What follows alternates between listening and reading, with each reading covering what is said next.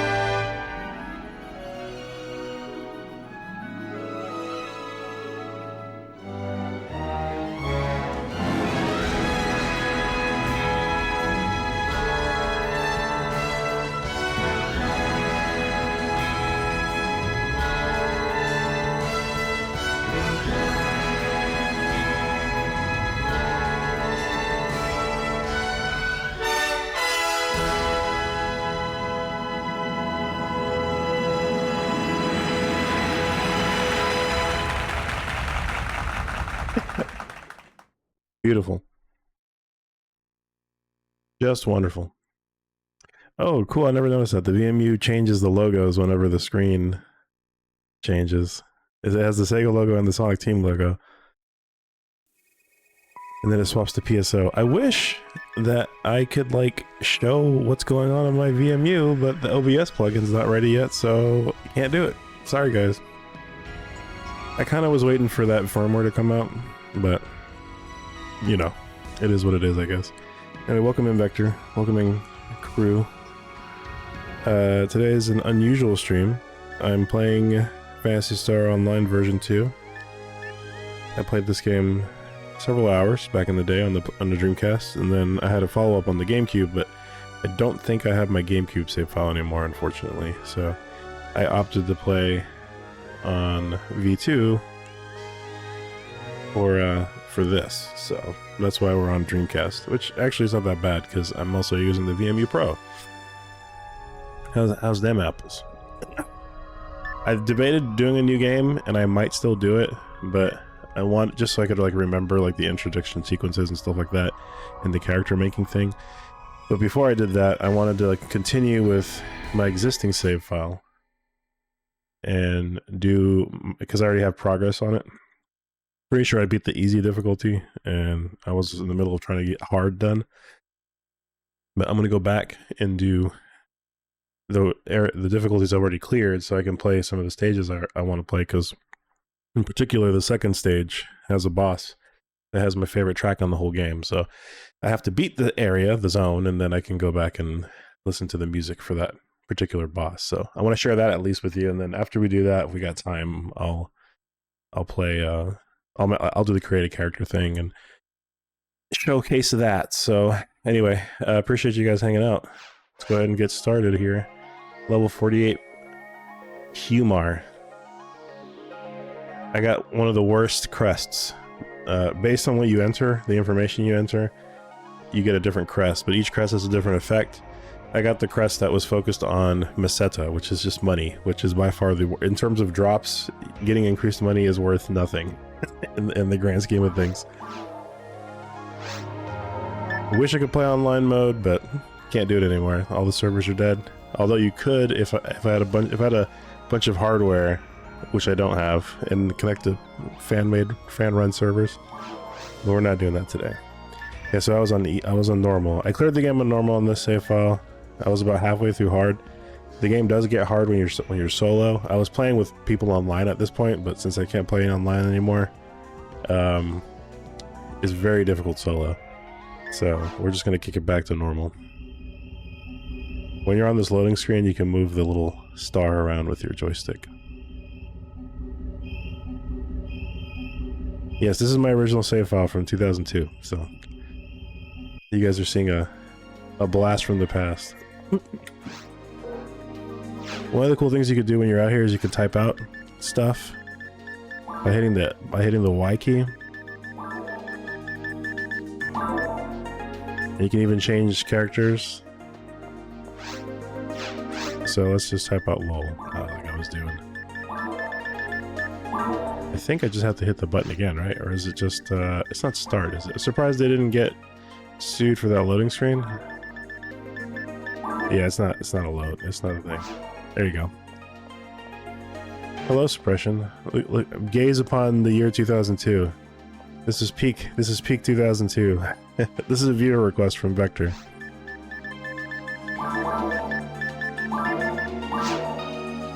There you go. And then you can also just hit the D-pad to do pre-arranged messages. So these are actual messages that I had typed out. This is what I hit when I hit up, right, down.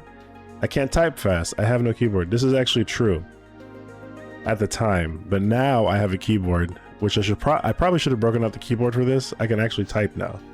Hey, follow me. And then if you hold the right trigger, you get a different set of messages. So taste my blade. You got to get in the mind of a cyber back in 2000, the year 2000. Ouch. Eat photon. I'm dead. It can't be. So when you die, you can actually put in a message right before you get dropped, and your teammates have to come pick you up. So there you go. All that chat stuff is here. You can set all your shortcuts here, and you can type them out.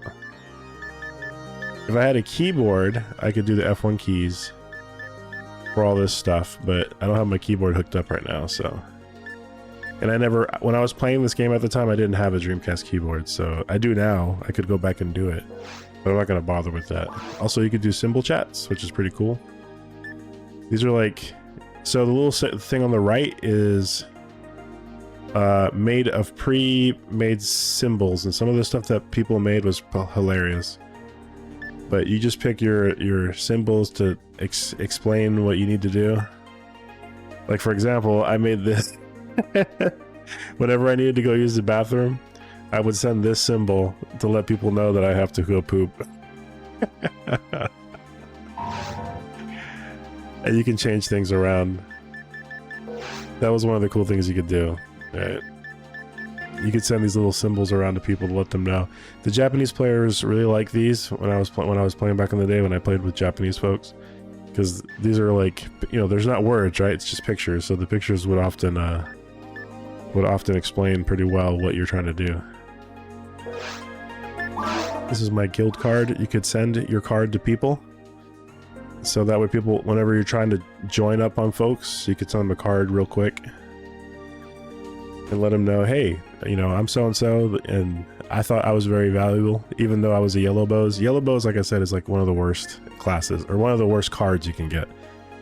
Because your symbol is designated at when you create your character, you get a symbol, emblem more specifically, and the emblem determines what your drop rates are for specific types of weapons and things. But because I was yellow bows, my only drop rate was meseta, was extra money, and for a lot of people that was not very valuable.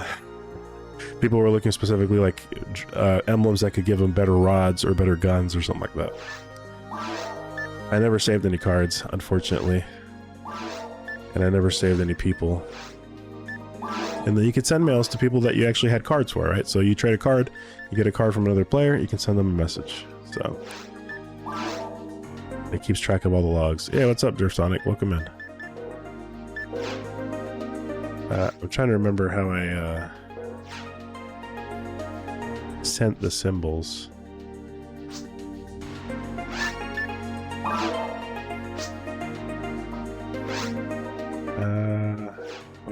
What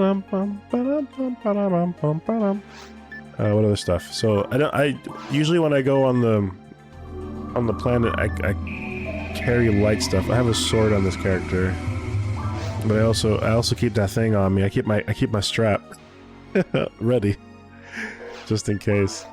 But my character's class type, being a human, they're good with guns and they're good with swords.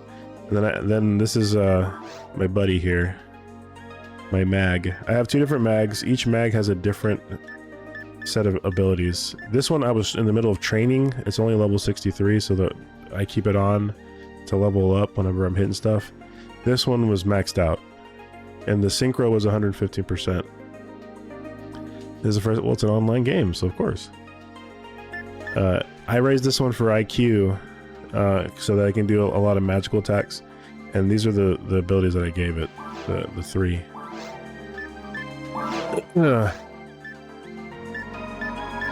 Yeah, I forget why I was raising this one. It's a different Varaha. I think I was going for depending on how you level them up and what things you give them, they can go different routes. They're kind of like Digimon in that sense.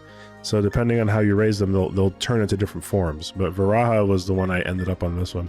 I think I was trying to go a different route on this one because you do it every couple of levels. You get a choice, and so I'm pretty sure that's why I kept this one around. I was in the middle of raising it. But I'm gonna keep my high level one. I'm gonna trust myself. Yeah, see, it's the same. I got the wings on both of them, so.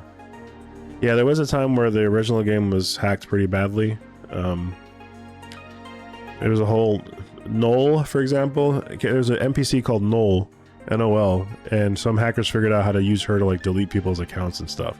And all she had to do was be in the same lobby as you. And yeah, if you were in the same lobby as her, say goodbye to your character because it would corrupt your save file. What you'd have to do is like turn your Dreamcast off before anything saved. It was a very scary time at the time. I remember that because that was not fun. Yeah, I know, it's nuts. Well, yeah, Null was by far the most scary thing because you lost all your you lost your entire progress. You lost all of it. Dying is easy. You're losing your entire character. That's a whole different level of hack. We don't like that.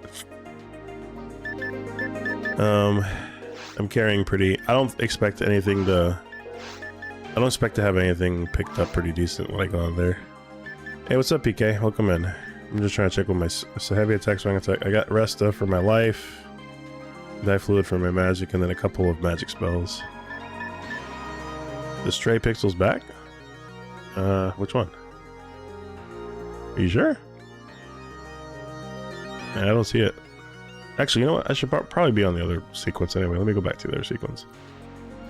Whenever I'm playing 4x3 games, I want to be able to, like, not have anything blocking. So the reality is I should be using this layout. The other player could take it and run.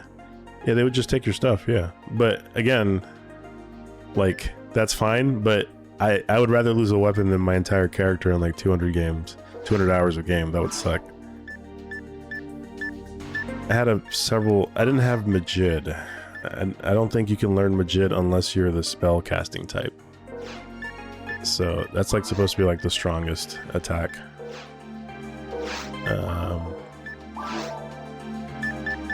Oh, you can play with a jump pack.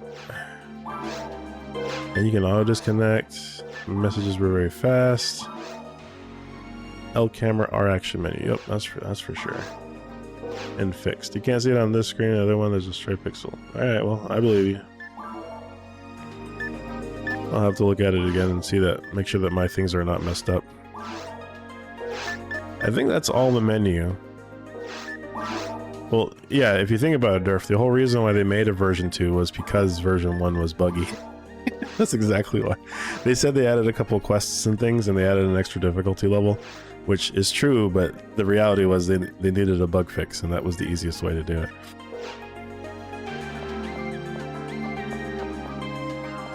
The music on here is super nostalgic for me, man.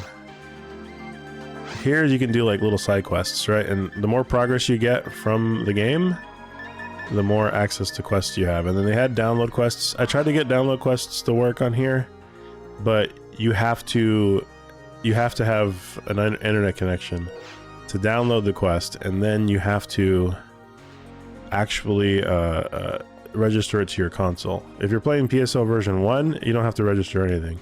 But with the addition of V2, you have to register it. So watch this. Watch how the music transitions. Yeah, of course, it's a real Dreamcast. This is my real save file from 2002. You know how I do around here. Do you even have to ask, brother? Do you even have to ask if this is a real Dreamcast or not? What's good, homie? Have I found Rico yet? No, I haven't found Rico. Let me go ahead and get healed up while I'm here. Help me out. Thanks, appreciate you. This music was okay. Now I understand why we've been so busy days. I can only imagine. Must be totally different from fighting a person. Yeah, they're monsters.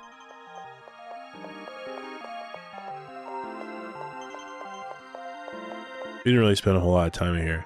Spend most of your time in the shop.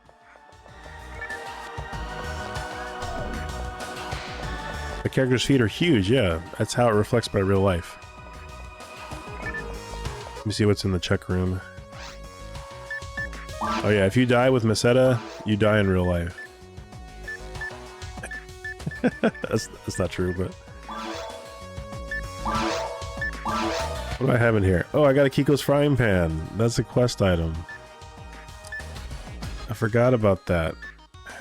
Is this better than my current weapon? No, it's not. Protect frame. Oh yeah. Oh, that's right. I got the parasite wear, but I needed to be higher level to actually wear it. What class am I? Humar. This was the very first. This is my very first character I ever created. Actually, this character I created in PSO version 1, and then I transferred it to PSO version 2. So this is by far the oldest vestige of my experience with PSO, was this character. Yeah, see, I can't use any of these things until I level up high enough. Bam, bam. Bam,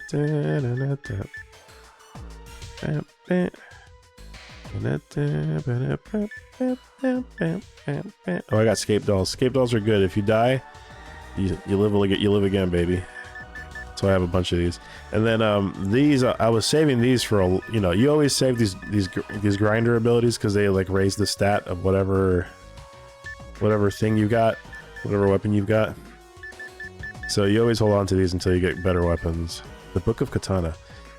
Oh right, this was a PSO V2 thing. I never finished this. This quest, you have to get a bunch of books, and then once you get them all, you get like a really cool, sword.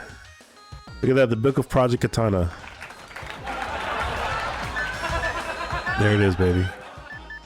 I was so excited when I got this, but then I wasn't able to wear it. Like, this thing is freaking awesome. And I can't wear it because I need to be level freaking 66. I'm pretty close to wearing this protect frame though, so I might wear it here in a bit. I'll take the frying pan, why not? I want to see what it looks like. I forget exactly what it looks like. And I'm gonna drop this other thing I'm not using.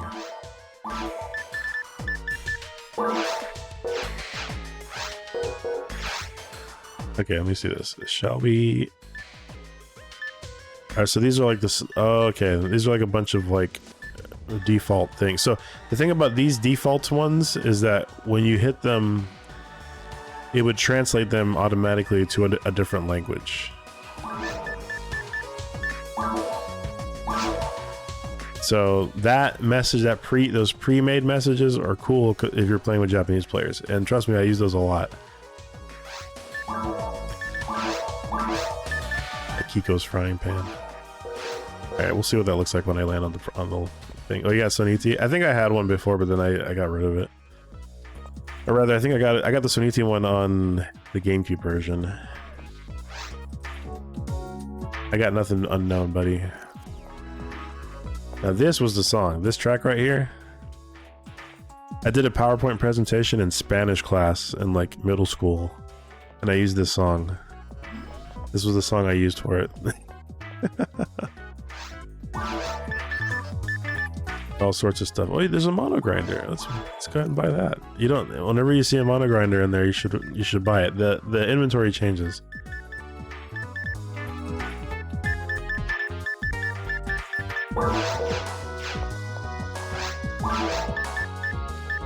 All this stuff is like way weaker than my current level. This one's 67? Golly, dude. Y'all on crack?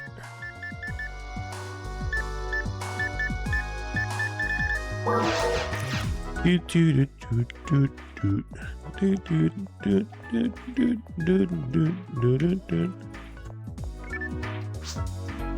have met the techers. Each techer has its own specialty. Alright, cool. Let's go visit the mayor of space.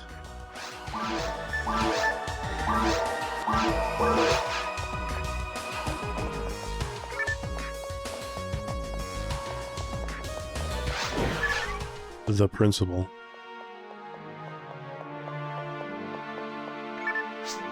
In the depths of the ruins, a key must be found. I'm a scientist.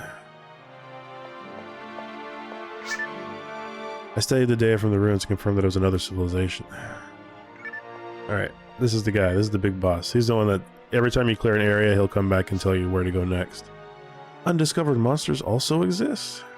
I can't believe it. Was this a popular game that I just never heard of? This game is 20 years old, so unless you're ancient, you probably never heard of it. I heard that you found messages from Rico. Oh, thank you, PS11. She's still missing. Please find her as soon as you can. I don't care about Rico. Rico can go suck an egg. I think that's all the areas. I could just go straight. There were other quest-specific areas that popped up. Like there was a Christmas event and a holiday. The Christmas was one of them, and there's a couple of them, a couple others. And those particular events were DLC, and like you could go, like you could go to the planet, and they would change the enemies, and they give you special stuff. But unfortunately, I can't get any of that DLC to work, so it is what it is. Hey, what's up, Brief Mortal? Alright, we're gonna go to the caves. We're gonna go do the caves. I'm gonna do a run through the caves the whole way through. And then we'll fight the boss so I can show you guys, share my favorite song in this game. Oh, look at that frying pan. Look at that beautiful frying pan. It's so stupid. You think about this game at least once a month, really? Well, you can still play it if you want to. They got it on. You can play it on PC if you really want to.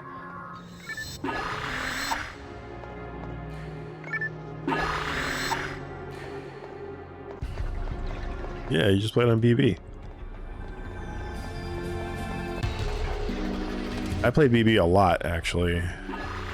I missed those new stages. I don't know if I still have my account data. So my history goes like this. I played the demo of PSO on the Sonic Adventure. Was it Sonic Adventure? No, I'm sorry. I got PSO and played the Sonic Adventure 2 demo on it, I think is how it was. And then I bought PSO because I thought it was really great. Then I upgraded to PSO version 2. Then I played the GameCube version of PSO version 2. Then I played Blueburst for a long time. So between all the different versions of PSO that I've played, I probably have close to 1,000 hours. The thing is, I don't need that.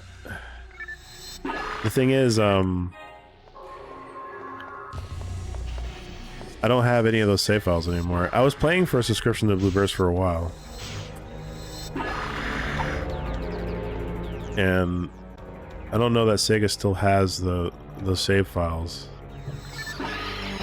I got paralyzed. I got poisoned, never mind. The question is, which is the...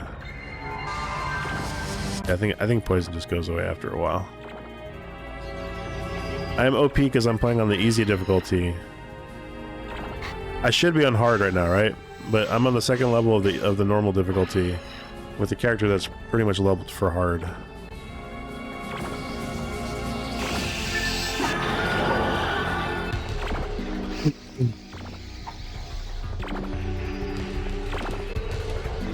People didn't play Dreamcast where you're from? Oh no, that's so sad.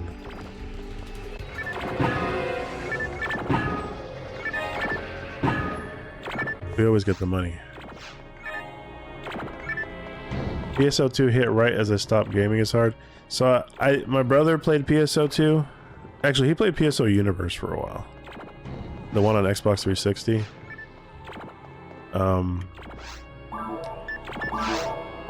Let me equip the gun here.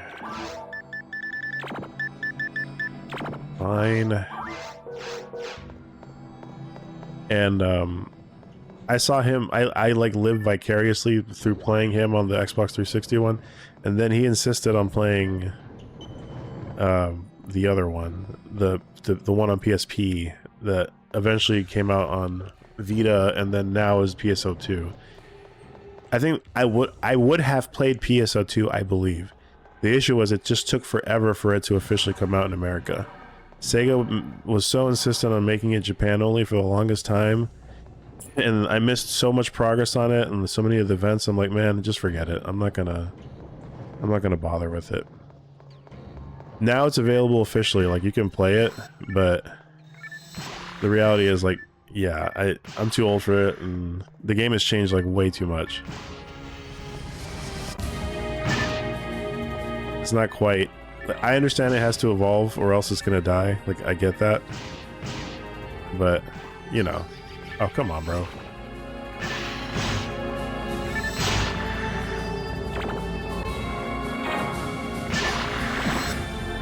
But yeah. It was just too long. It was too long for me, and I lost interest. Like, there's no way I'm gonna be able to, like, to do it.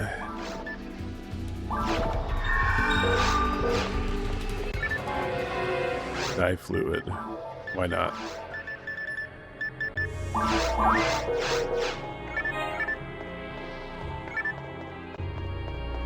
I'm glad there's some interest in watching this old ancient save file from 20 years ago.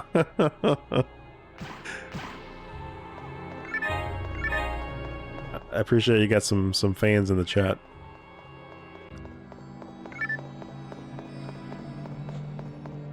Alright, I guess there's something else in here.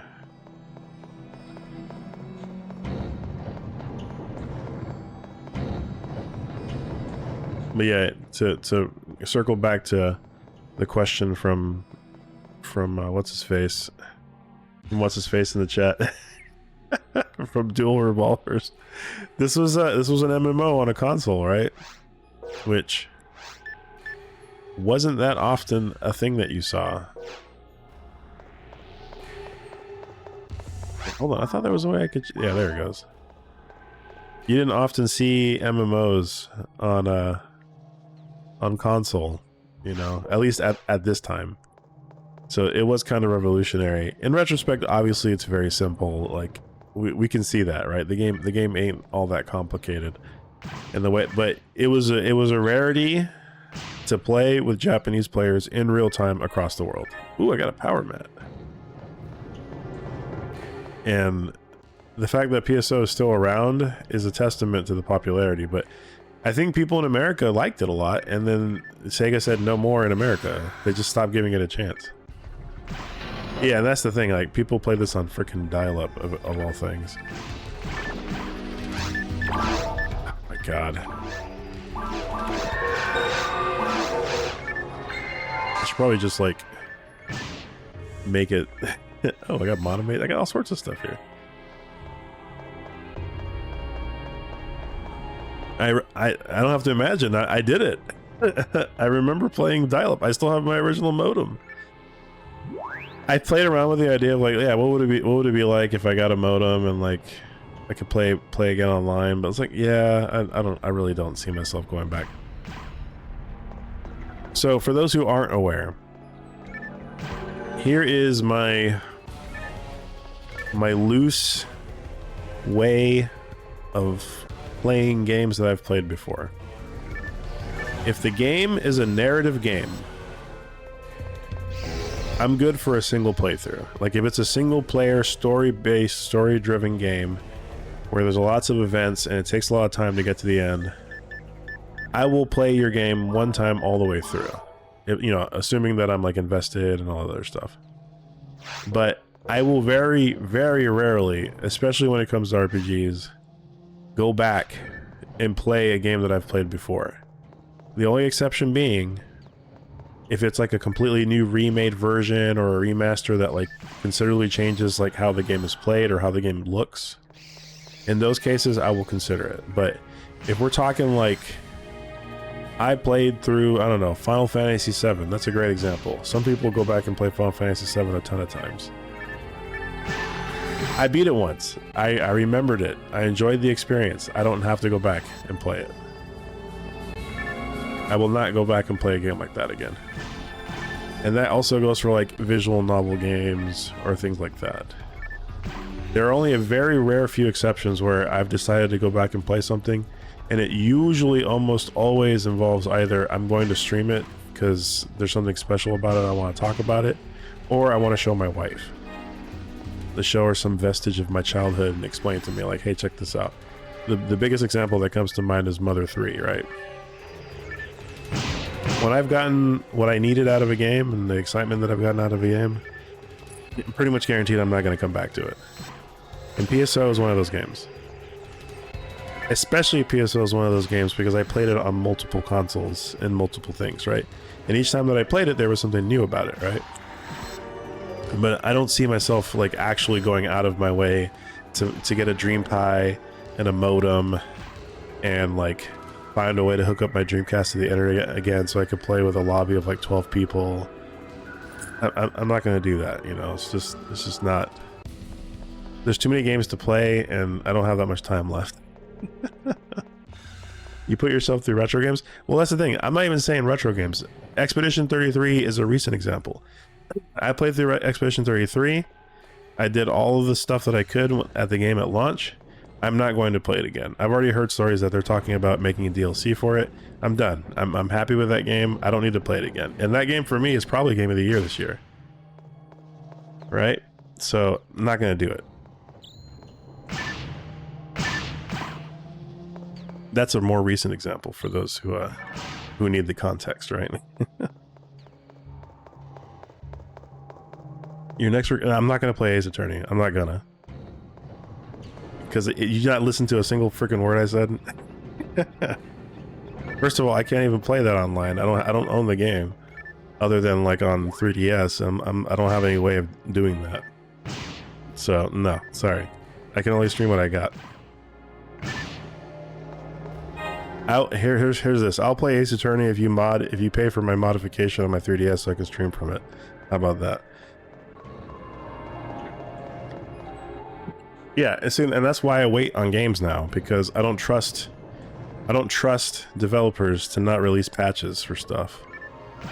It's infuriating to me that nowadays that a single player RPG game has to have RPG and not has to have RPG, has to have DLC. Like, give me a break, guys. A lot of the backlog has to do with that. This one's easy because I can just go in and out. This is a demonstration, but I'm not going to play. I'm not going to go out of my way to play freaking Ace Attorney. It's just words on a screen. You can play that yourself.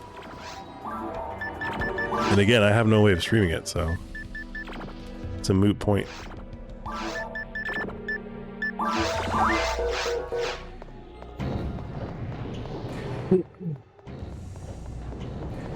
Yeah, FF15 was like another great example. FF15, forget it, brother. I bought the DLC for FF15. Now, granted, I bought it on sale. You know, I went out of my way to buy it. I didn't buy it when it came out. But that's a primo example. FF15 changed so many friggin' times. I was so upset with it. I was so friggin' upset. You have no idea. And I'm like, dude, don't do this. Like, don't stop releasing DLC. It's insane. Shadow of the Colossus is a cool one because I skipped the PS2 version. Well, I played the PS2 version when it came out. I was playing it at the behest of a girlfriend at the time I had, and she thought it was cool, and I thought it was like really slow paced. I wasn't like in the right mindset for it, I think. Then when it came out on PS4, the remake, I played the remake, and then that was perfect. I was like, okay, great. I'm ready for this. And I went through the whole game, top to bottom. I think I platinumed it. That's how much I played it.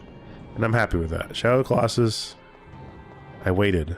I didn't have to beat it right away. I played it on PS4. Top to bottom, you know. But no, I would not... That's a game that if I had played it on the PS2 all the way, I would not have bothered playing it again. Because it was basically the same game. The only exception there being was like, on the newest version, they gave you that sword that you can unlock after finding all the lizards and like climbing to the top part of the world and stuff like that. But that if I had known that, that would not have been enough for me to purchase the game again. But let me just put it that way. This wasn't happening, brother.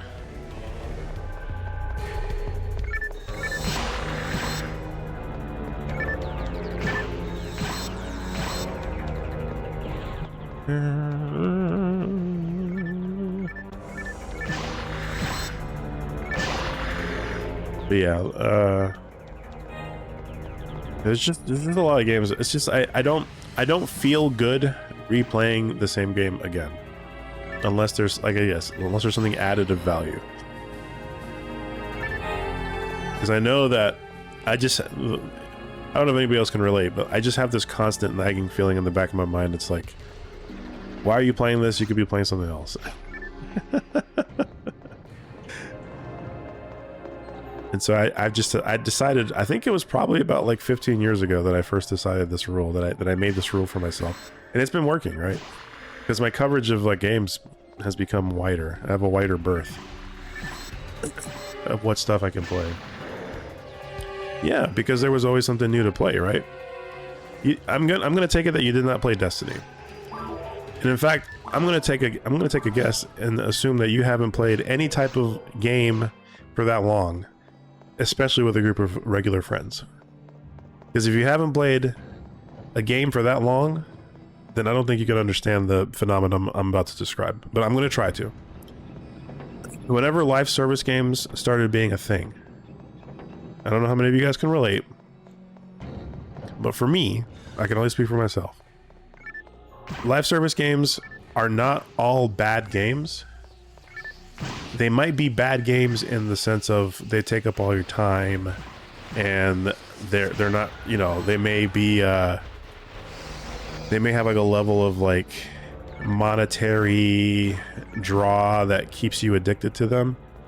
And like, I'm just, you know, this is just the truth of how certain live service games are. You know, I can't argue that. Especially if the game is free to play and then there's like DLC or packages or like you know, you in-store credit, whatever. I get it. That's the reality of gaming nowadays. But that's also how some of the most popular and money-making games are out there now. Okay. That said, whenever live service games came out, but more specifically games that you play with friends, there's a term that you might be familiar with. It's called the ritual game. Let me get that heal, baby. A ritual game is any game such as Destiny, such as, let's say, hit that switch. I already hit that switch. Such as Destiny, such as, shoot, what's that other game? The Division, such as any Battle Royale, such as... I could go on. Left 4 Dead and Left 4 Dead 2, another great example of a ritual game. These are games that are online, namely online, or only online, that you play with friends regularly. Halo, you could argue, is a ritual game, with its multiplayer modes and all its different things. You could argue that. This is a game where you take a little bit of time out of your day, or multiple days out of the week, and you play them with a group of friends. It's got to have a couple things. Nowadays, they're live service games. You know, thank God I never got stuck on like MMOs on computer. I never played WoW. I can say that proudly. I have no qualms with saying I've never played WoW, because I know myself. If I had actually started playing WoW seriously, I would not be streaming right now. You guys wouldn't even know who I am. I would have gone a very different route in life. But whenever I grew up, starting really around the Xbox 360 is where it started, because that's where online began to be a regular thing for consoles. And I was primarily a console game before I became a PC gamer, a regular PC gamer. I played a lot of consoles growing up, but those were ritual games. Left 4 Dead, Division, Destiny, all those games. Those are games that you regularly come back to because you're playing. The draw is not necessarily the game. The draw is you playing with friends, right? And yes, some of them are monetized differently than your standard game, but the fact of the matter is you're going to spend a lot of time in that game because you're spending time with friends. You're spending time with homies. I got some friends that did the same thing with Call of Duty, for example. Call of Duty is another great example of a ritual game. So whenever you see a game like, oh, I played Destiny for 4,000 hours. Yeah, I played Destiny for 4,000 hours, but I also played it with like a regular guild, the clan that I had. I made my own guild, my own clan. We had 30 people in there rolling at one point. Those are friends that I've had for, you know, for a long time that I made through the game exclusively. And I'm sure that you guys can relate. I'm sure there's games you guys played online a lot of hours and you end up making friends that way, right? So I would always split my time between quote unquote ritual games that had regular resets, you know, each day of the week. And then your other free time, that's when you play like single player experiences and stuff like that. So I would always split my time that way. And so that's it. That's basically it in a nutshell. Any games that have ridiculous amounts of hours was because of that fact. Beat Destiny 1 and 2. The second one came with a video card, took like 5 hours each. There's no reason to keep playing because it's just, yeah, so you literally don't understand Destiny 2, and that's okay. You probably played by yourself. That's why. And Destiny always had something new every couple weeks. Now where Destiny 2 faltered, the issue with Destiny 2, the grind became silly because they started charging for individual little micro updates.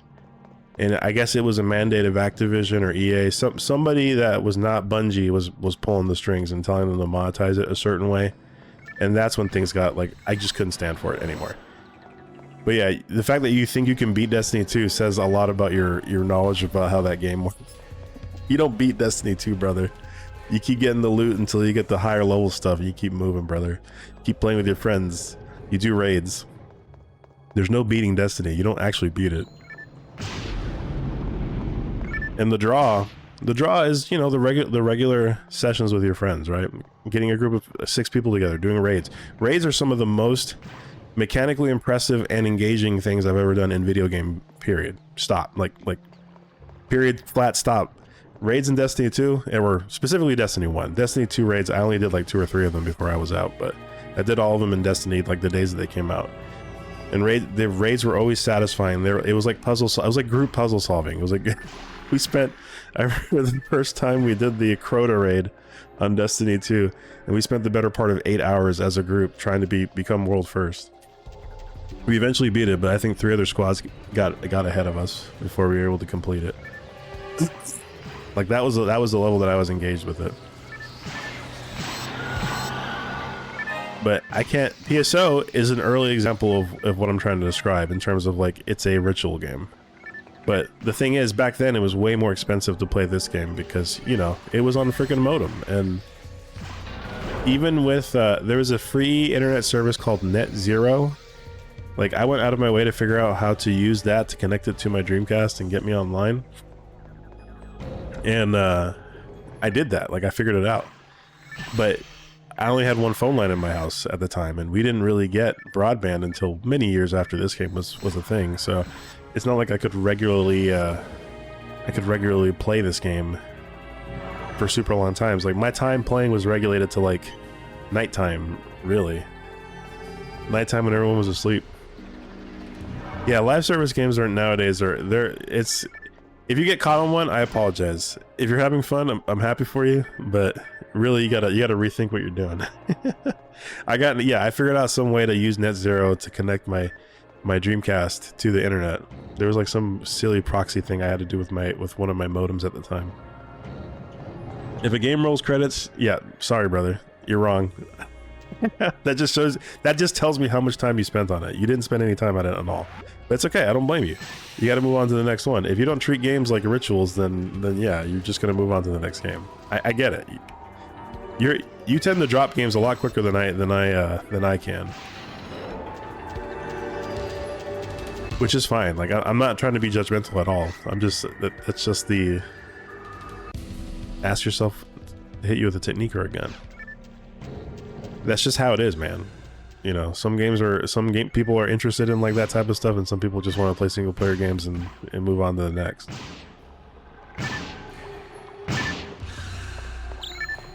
Crap. Diamate. Hey, do I have extras? I should, right? I do. This low level stuff I don't need. There are several credit rolls thought. There are like several credit rolls thought, I think. In which game are you talking about?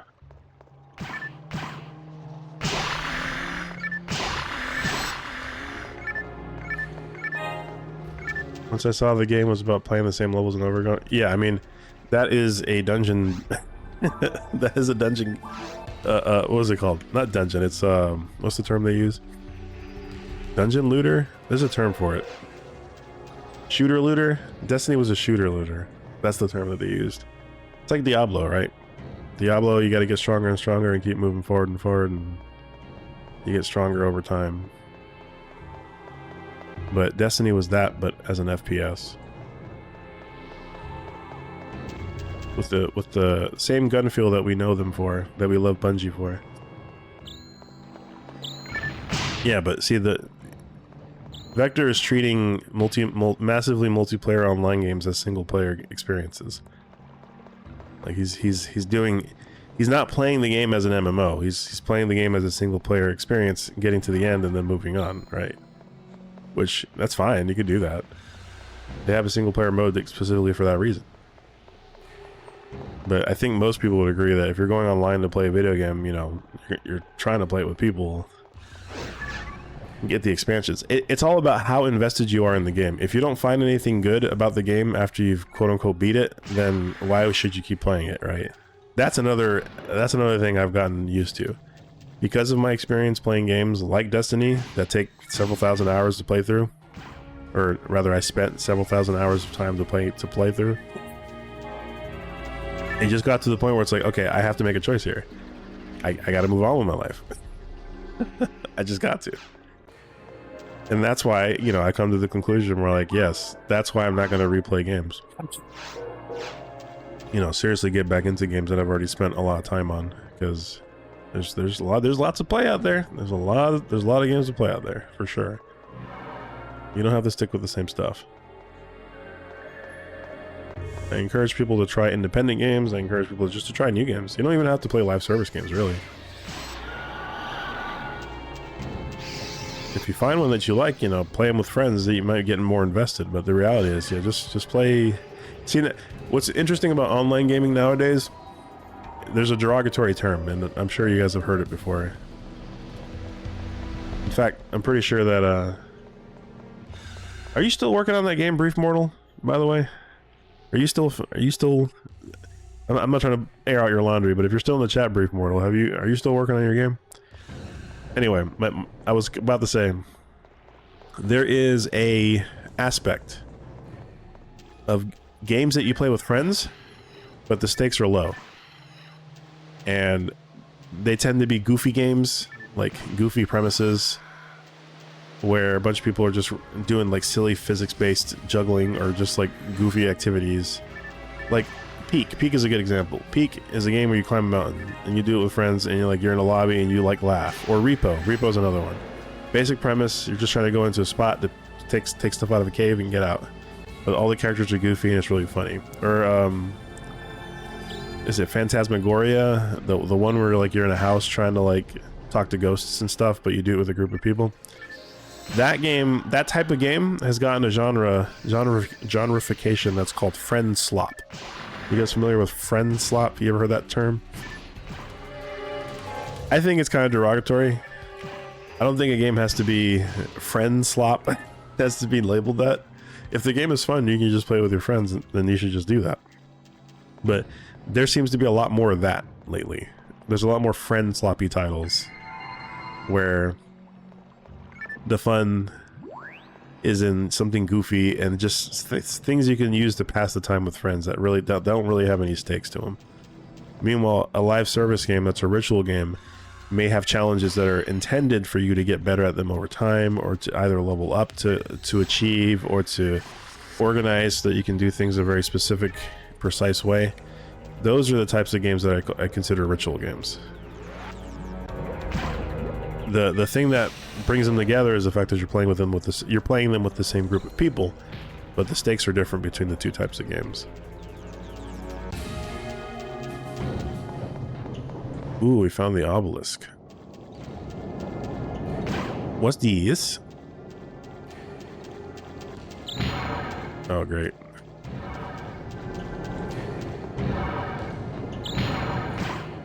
Brother?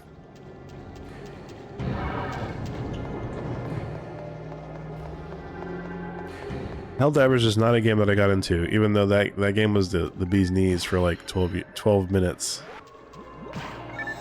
Let's talking about the original Helldivers. Helldivers 2 for some reason caught on like crazy. I don't know why that game caught on so strongly.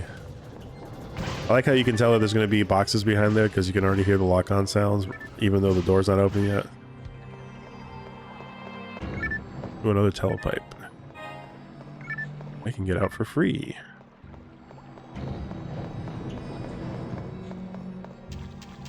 Alright, let's keep it moving.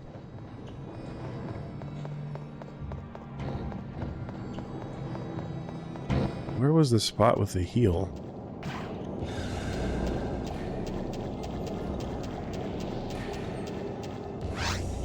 It's okay. I got enough heals, I'm good.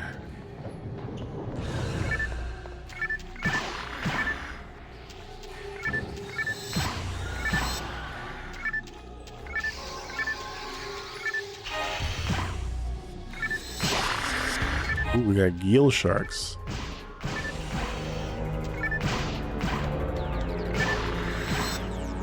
That's literally what I was talking about, Duel. I'm glad you agree.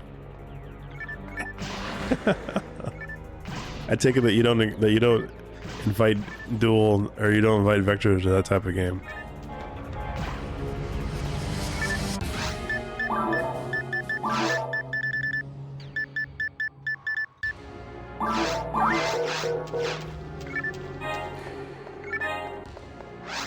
He might like it. I don't know.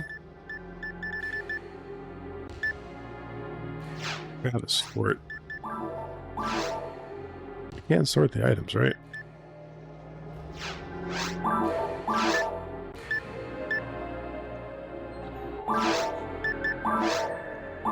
There we go. We're dropping that. Yeah, I don't need that either. Yeah. Funny enough, Vek and I almost never play video games together. Really? That seems unfortunate. Is it just because Vek is not a fan of those types of games, or you just don't think to invite him?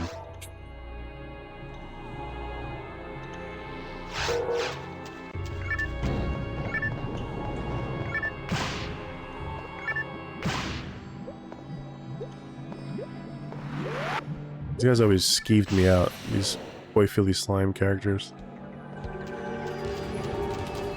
A bit of both. Alright, this is the next level, so I think there's cave 3, and then I think there's a final, the boss, area boss. Let me go check what's left over.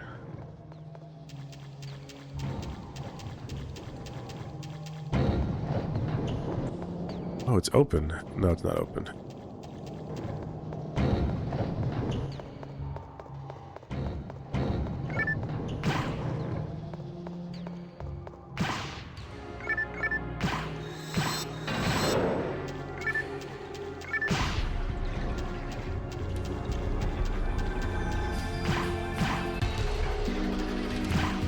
Oh.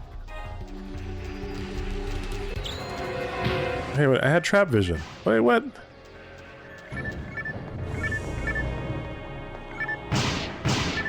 These stages took a while? Yeah. They sure did, but when you're playing with a group of people, not only did you get slightly more enemies, if your guys are organized... Oh shoot, that's not what I want to do. Oh well, whatever. If you guys are organized, you could just like go rush on through. No problem. Post haste.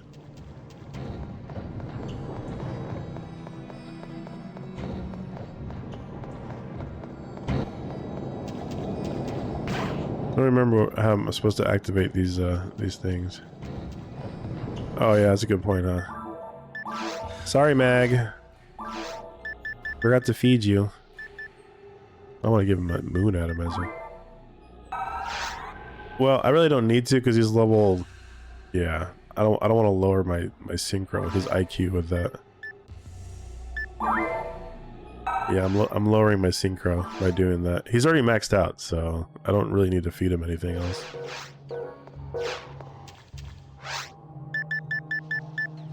But yes, you can in fact feed your mags, and it will lower and raise your synchro rate with them. Okay, I think I'm almost done with Grape 2. That was a mechanic I neglected to tell you guys.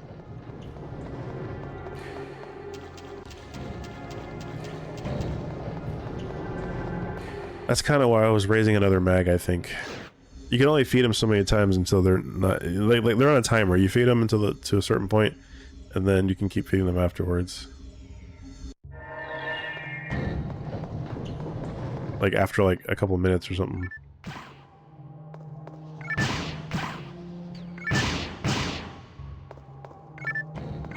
Resta? Can I not use it? MST needed. Oh, I already earned it. What level's my technique? Yeah, level 9. Yeah, I forgot about that.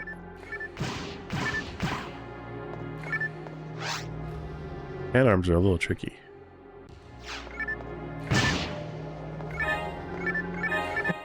You changing your stance now, Duel?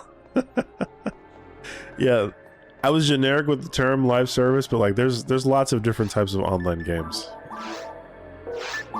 You know.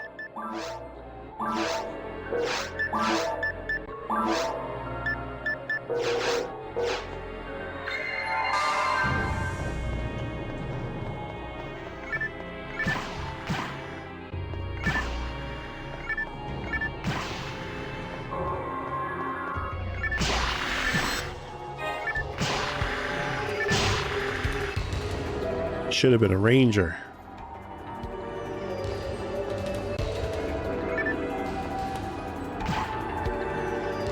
Where are you? There you are.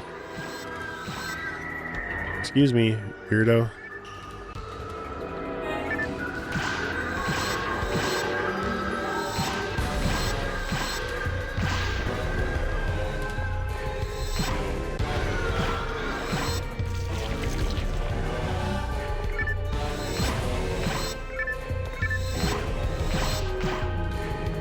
That's the cool thing to do nowadays.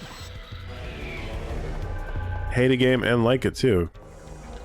Because who is better to qualify whether or not our game is good or not than a person who truly has played it long enough to hate it?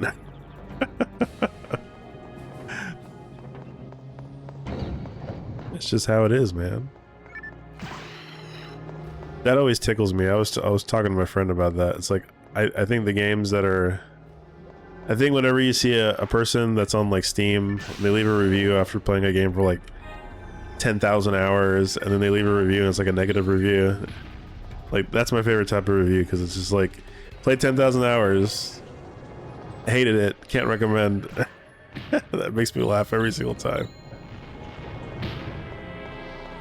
Yeah, but it's true. It's like, I think you have a pretty good sense of whether or not you would like or dislike something if you've played it for that long of that amount of time. You might even call yourself an expert at that point. How much more damage do I do if I use my sword?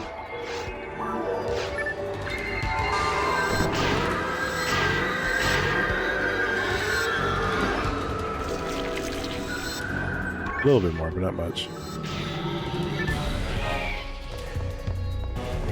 Who better to make that qualification than someone who's put that much time into it?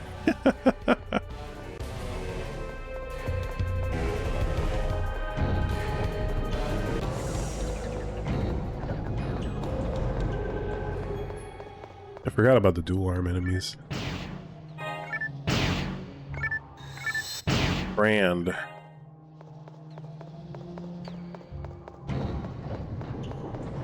That's the switch I gotta hit for the next spot.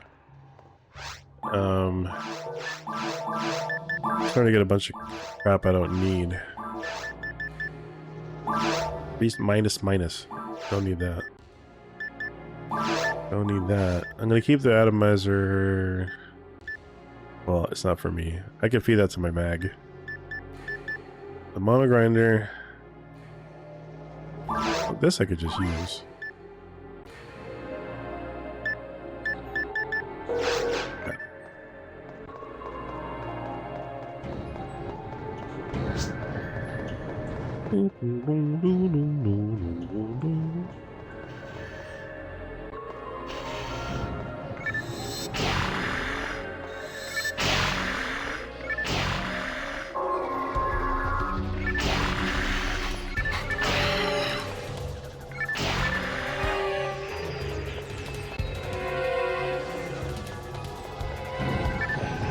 Dagger plus 7? That might be worth something.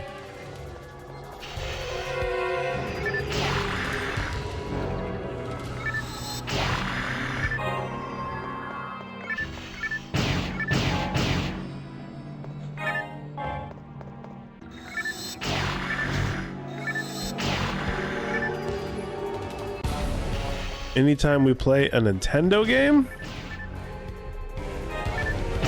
Like what? Give me an example.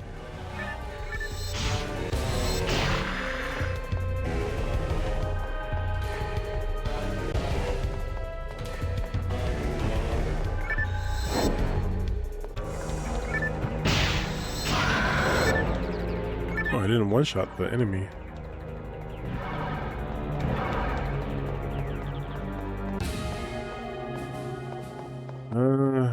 Hold on, guys. I think my wife is calling me? What is going on here? My wife's supposed to be asleep. Alright, give me 1 second, guys. I'm going to go to a BRB screen real quick. And I will BRB. And I'm going to go check on her and see what's going on. He wanted me to put him to sleep. What's up, Mappy Man? Welcome in. What did I miss? Oh, Breath of the Wild.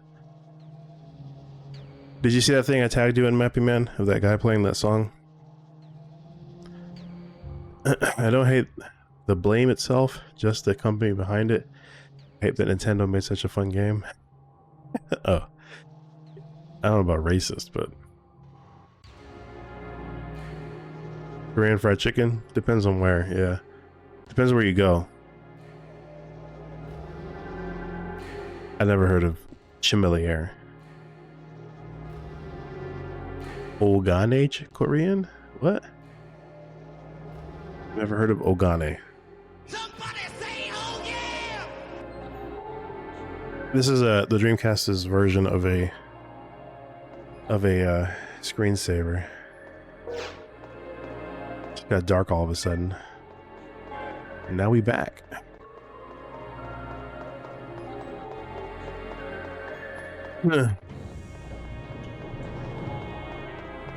Don't smash me!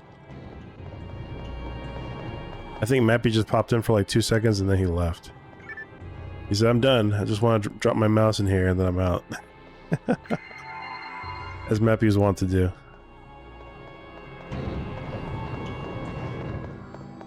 Oh, I forgot that. I'm gonna switch over to my... Let me switch over to my gun. Keep that thing on me. There were times, sometimes, like, so I just picked up a dagger that said it was like question mark plus 7, right? The question mark means I need to take it to a techer so that they can like discern what the gun is, and then the plus 7 is like the stat boost that comes with it. But there have been times where like I'll pick up a thing and then it'll say it's plus 7 or whatever, and then the techer was like, nah dog, this is actually plus 3. Like, it'll actually downgrade because I brought it to a techer. The thing is, you can't really actually get the full, you can't get the full stat boost until you actually get it. You get them to like discern what the thing is, so. You you're kind of stuck. But it leads to some like occasional hilarity when you don't get something that you think you're supposed to be getting. I call it false advertising. Alright, I think I gotta hit. Oh, there we go. Is there an enemy? There they are. Took some time to load in.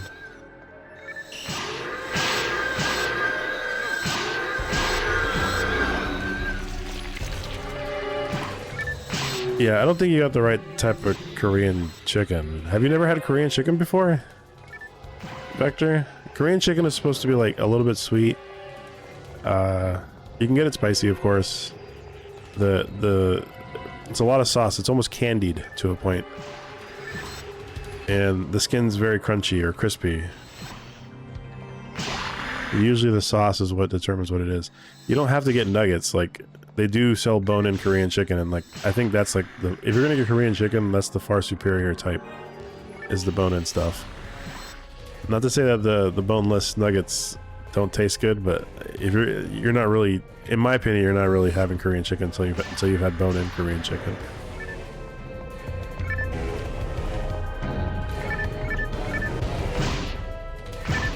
Oh, did I make it? Am I here? Or is this just the next warp to some other spot? Some other spot, of course, of course.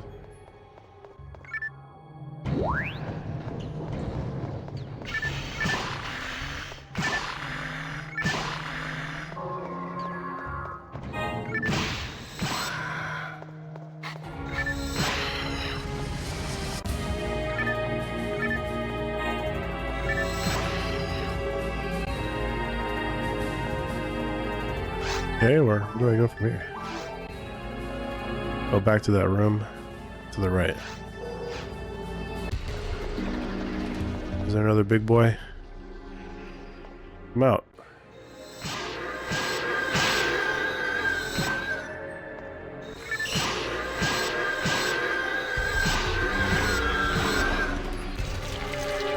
Pop, pop.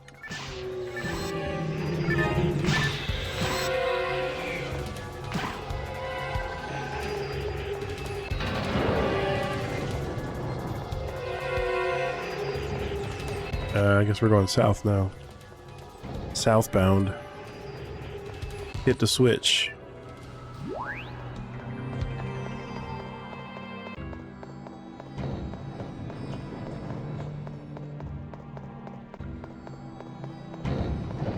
kind of surprised, like, you haven't even hit it like a Bonchon? Like, Bonchon I thought was supposed to be pretty popular in Cali. In your neck of the woods. I've been to a Bonchon, but funny enough, I never went to a Bonchon. There's a Bonchon in Atlanta that I've never been to. And I should have gone to it by now.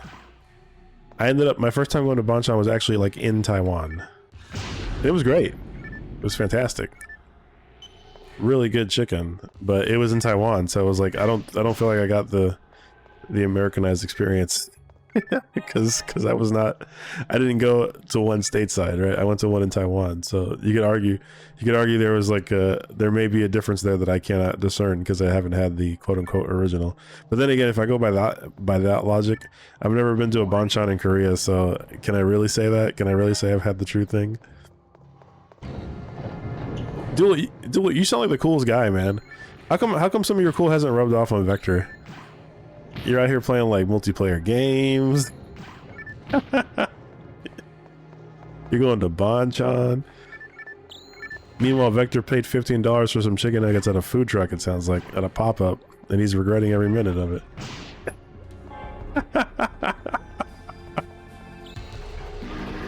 What's going on, bro? Who's the cool guy?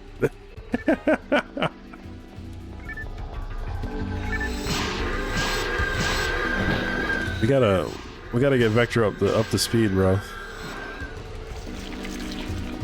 Gotta do it. Hey, what's up, Nightman? I haven't seen you in a while. How you been, Nightman? Welcome in. You good? You should feel attacked. There used to be a thing called shame in America. We don't have. There's not enough shame to go around. How could you live in that part of the world and never gone to a Bonchon?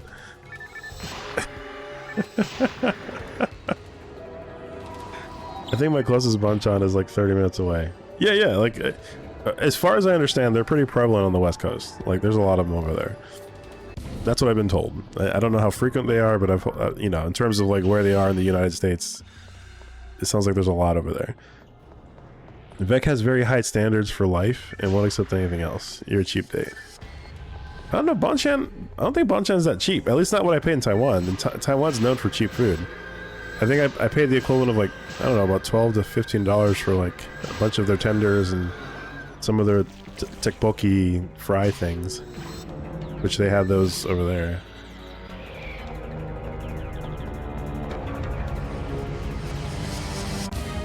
Well, Ace, he's already said he doesn't like Nintendo games, so.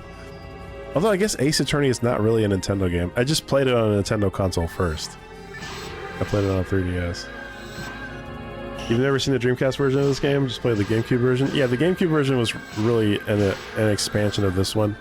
The thing that the GameCube version had that this game didn't have was 2 extra zones. 2 extra worlds, planets to explore. And then, of course, you had extra weapons. Like, you got the dual blade, the dual wielding weapon type. I think there was another weapon type that got added. I wish I still had my GameCube save file, because I had a really cool, like, ninja girl with dual blade Masamune swords. This game has daggers, but it doesn't have the Masamune. It doesn't have the class of weapon where it's like 2 swords as opposed to 2 daggers. Like, I have daggers right now. I have a regular dagger, but it doesn't have the 2-blade sword. Like, this is daggers, but what I'm talking about is the like literal like 2 katana blades. Like there's a 2 katana class. Yeah, and that unique isn't in this game.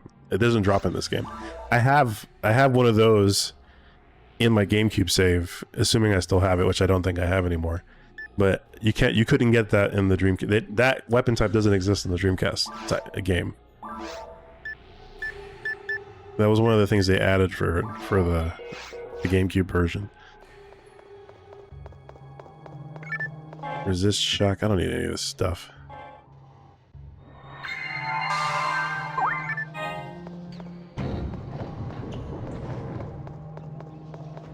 I think your proudest drop was a chainsaw? Oh yeah, that thing was so cool.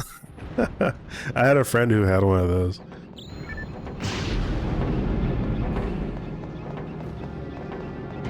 Yeah, I thought about it, and I'm pretty sure the trilogy's on Steam. It's also like on PlayStation Vektor. Like I forgot it's no longer on like Nintendo things, but that's kind of where it started. It started on Game Boy Advance and then went to Nintendo DS, and in my mind it's a Nintendo thing, but really it's a Capcom thing that they decided to port to other stuff later. Yeah, I was just talking about that at the start of the stream. My drop, I'm Yellow Bows. That's my that's my drop table, which, as you know, Yellow Bows was increased Meseta, which is horrible. Yeah, unfortunately. On this game, yeah, I didn't know about that. I stuck with it because I thought, you know, I just thought, yeah, it is what it is. But yeah, I kind of, unfortunately, yeah. It's like the worst, by far the worst drop for like anything specific. Yeah. No, I knew kind of right away, but by then I was like too invested. I had to stick with my character, so I did. And it wouldn't matter anyway, because I would eventually I'd end up playing like Blue Burst and the GameCube version anyway, so I had a chance to fix myself after that point. he rolled Skyly? Oh wow. I'm so sorry. Yeah. I'll be like, yeah, let me join your party. I can get you extra money. Like, nobody cared. Nobody wants to play with a scrub like me.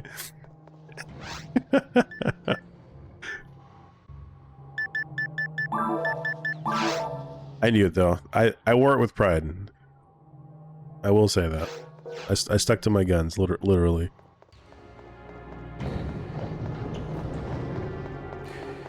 Saying you have high standards isn't meant to be an insult. You expect excellence from people and shun those that don't give it to you, Vec. That's not an insult. That's just how you are. Dang, we got Professor Duel up here in the chat. I think Duel, as a friend of Vec in real life, probably knows something. I have not yet had the pleasure of meeting Vektor in real life. I'm sure he's a great guy. But I trust Duel as much as I can throw him. No, I'm just kidding. I trust Duel is a good representation of character for Vektor, only because you guys always hang out all the time online. So if Duel says it, then I'm inclined to believe it.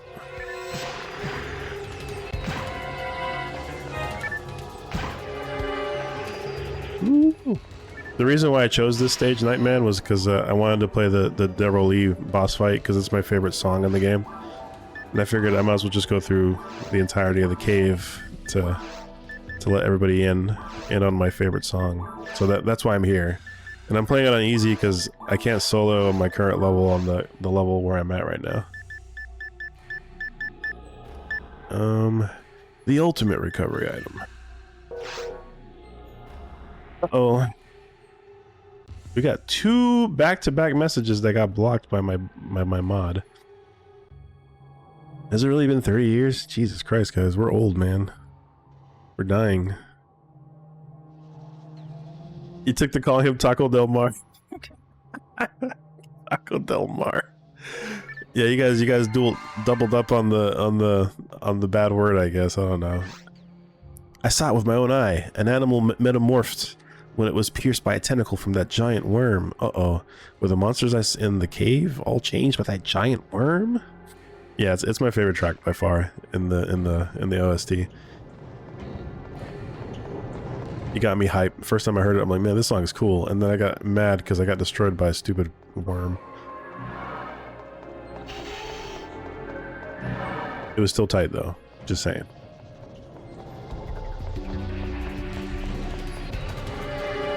Let me in! Let me in!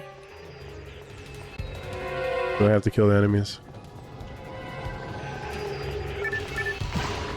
This was a trick you could do. You could leave the room and come back, and it would brighten up your day. Or you can just use the map in the top right corner, which is what you're supposed to do.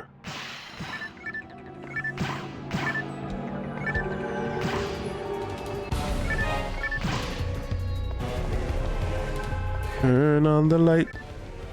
Thank you.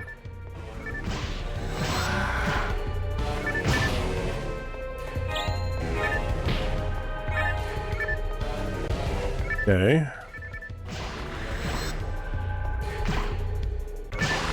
Yeah, the pause running trick. Yeah, I'm not using that enough. I should be. Yeah, you can pause the game. As soon as you see a trap, if you pause the game, it's not supposed to be able to hurt you. I completely forgot about that until you reminded me. Shows how much I've been paying attention. Alright, what did I miss? What's the last area here? It should be pretty close. I already read the last journal, so it should be clear to go to the... Is this it? This must be it, right? It's gotta be, because there's no other areas in the map. Okay. Yeah, I'm pretty sure this is it. So, these maps are a little bit... These maps are generally procedurally generated. Like, there's still some typical arrangements and ways that certain things are supposed to be arranged, but typically speaking, yes, the game used a little bit of procedural generation to change the layout of the caves or whatever areas you're in. Even though you'll see chunks of the stages that are like dependent on other things to be in place for like for door switches and things to work. But yeah, PSO used procedural generation in the layouts. Yeah, I was about to do right there. I messed up. Wasn't fast enough.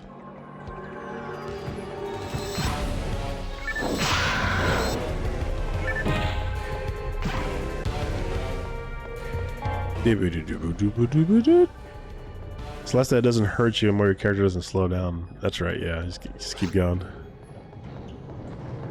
Alright, this is it. This transporter can transport more than one player at a time. Confirm the players who will enter the transporter with you in the left window. Are you ready? No, I'm not ready yet. I gotta heal up. I think I'm gonna stick with not taking that. Keeping everything else though. Alright guys, you're about to hear if you haven't heard the song yet before, you're in for a treat. The song's really cool.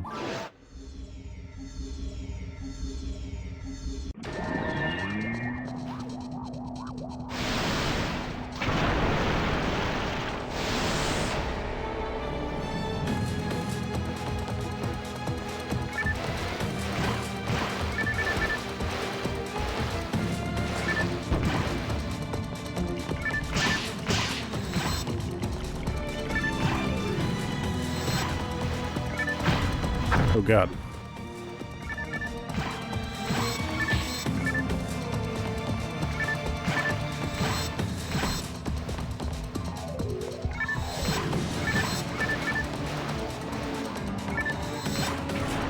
Here he goes.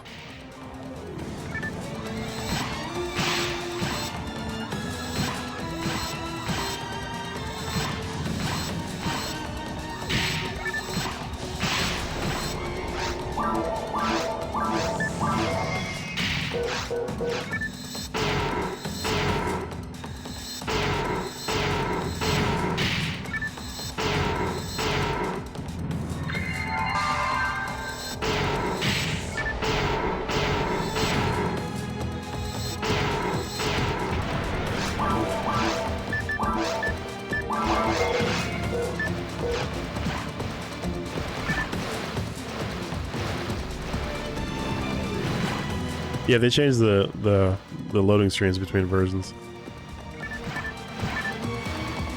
Miss, miss, miss.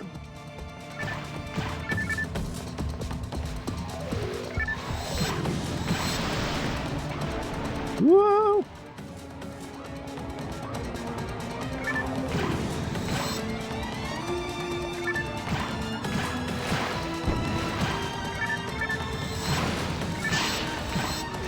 I'm about to get cooked.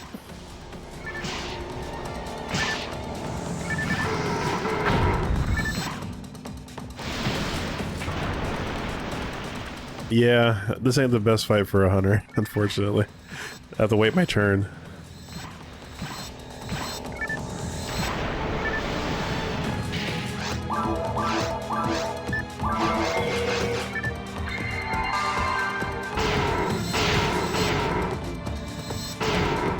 There we go.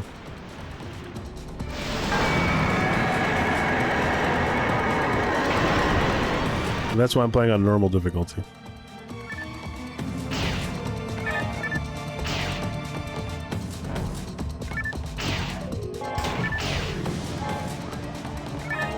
Got an escape doll for that. Alright. Okay, alright.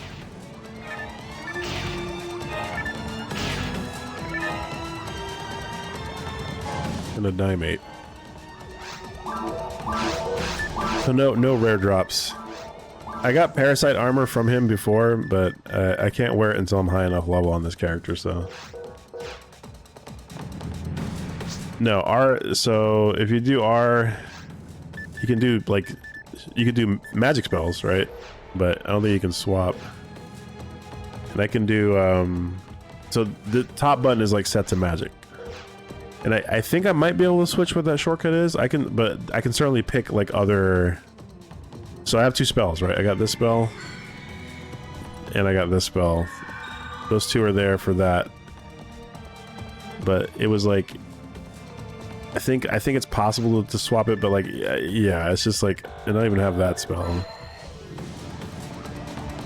Those are all like different stat buffs and like other things like that. All right, well, we made it. Go back to the ship, baby. Yeah, they kind of, yeah, exactly. The GameCube like gave you a bit more quality of life stuff that you didn't have previously. All right, guys. They switched up how things worked a little bit. Let me go get healed up. So that is what a run through just the environmental stages looks like with no quests assigned to it. Go sell the stuff I don't need. I didn't even get a chance to use my mag, unfortunately. I wanted to show you guys what the mags look like, but I didn't take enough damage in there. I should have just took damage on purpose to see what would happen.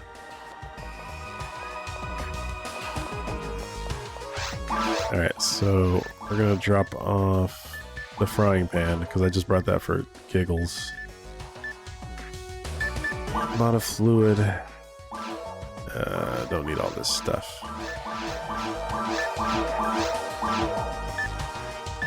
Telepipes. My stock is full. How dare you?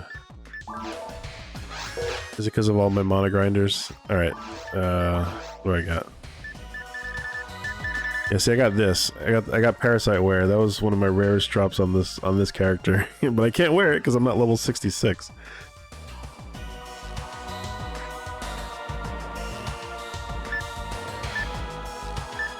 Yeah, I got it a long time ago. I was so stoked when I got it. I was just like, well, at some point I'll be able to equip it. Bam, bam. Got 3 mags. I'll just sell these. Whatever. I can sell these fine. Completely restores your HP. These are all things I should be carrying with me anyway. I'll drop the monogrinder off. And the escape doll. And I'll sell the telepipes because I don't really need those.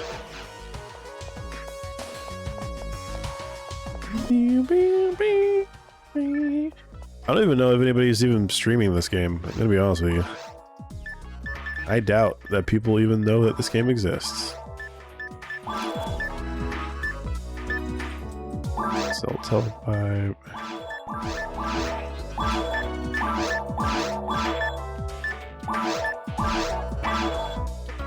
That I could probably keep. Is it posture check time? You seen someone speedrun the game? Yeah, I mean, I suppose. Like that I could see.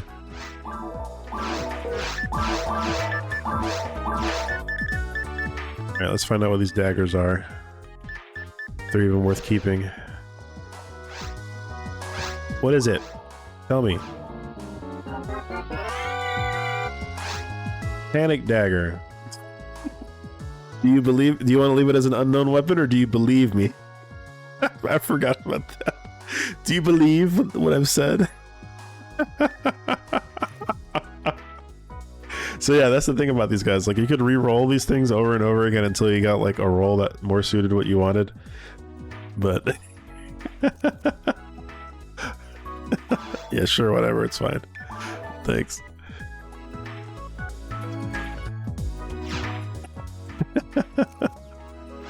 My understanding of time is all off. Of time? What do you mean?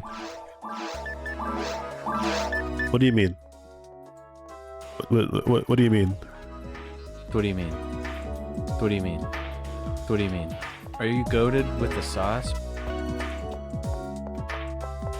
Rerolling identifies is such a quirky game mechanic. Yeah, well, that's Sega for you. Quirky is one word I would use to describe Sega around this time period. Yeah, dog, you were gone, brother. I was talking to you and everything. I was asking you questions and didn't hear anything. I thought you died. All right, let's read what was being said earlier when I was fighting the boss, because I was getting into it. Okay, so Dual Revolvers. This shouldn't be news to you about Vek. You should know by now that Vek expects the best out of people and is disappointed by those who don't live up to their potential. He's just harsh about it. I mean, I guess that's true to a degree. The loading screen's kind of cool on Dreamcast. You like it better than the GameCube one? Yes, there was a difference there, of course. The boss is very difficult solo, especially if you're underleveled. And then Vektor responds to Duel saying that this is why you're not a good judge of character. I don't expect the best, but I demand common sense. Unfortunately for Vektor, common sense is not very common, so sorry, brother. Having a sniper for this boss is such a game changer. Yes, I agree. I should have been a ranger. When I spec'd out my characters, I thought hunters looked cool, but I spend most of my time shooting from a distance. Being a ranger should have been what I did.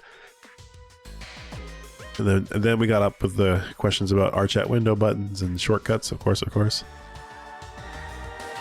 Didn't take enough damage and also didn't take enough hits to murder things. I am not going to be a PSL streamer, although I appreciate the vote of confidence. I just stood up, dressed up my posture, so thank you for that. Whew. And yeah, my stream's been about an hour and a half, which is, I mean, that's pretty normal for this difficulty.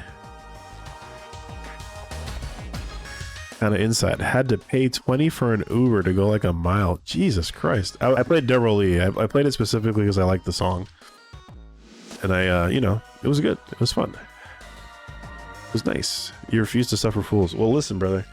Some fools out there are smart. I don't know what I'm trying to say with that, but... you got common sense and then you got uncommon sense.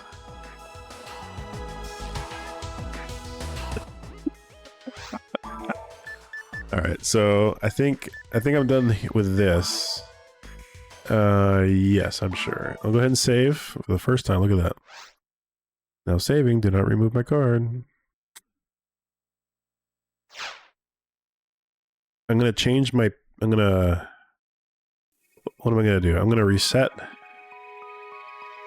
Next channel. Okay, I'm on channel 2. And I'm going to do a new game just so we can take a look at what the character creation menu looks like, so you guys can get a sense of what that's like. ESO is a unique game that your character can exist offline and online throughout your adventure. In order to keep track of this, your character information is tied to your serial number and access key. Because of this, you must play on the same Dreamcast throughout the entire adventure. And we got a new guild thingy. Here we go. Yeah, so every copy of this game on the Dreamcast came with a serial number on the inside, and you're supposed to type it out, and it ties it to like your modem. There's like a memory module on your modem that you have to like, it saves it to it somewhere on the Dreamcast, or like writes it to flash memory so that your game is tied to your Dreamcast. You couldn't carry your character to another Dreamcast without like setting the modem serial key.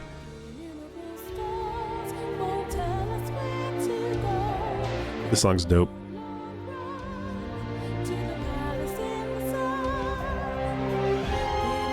Had to manage griefers. Very true, very true. There was a lot of hacking back in those days, man. Let me tell you.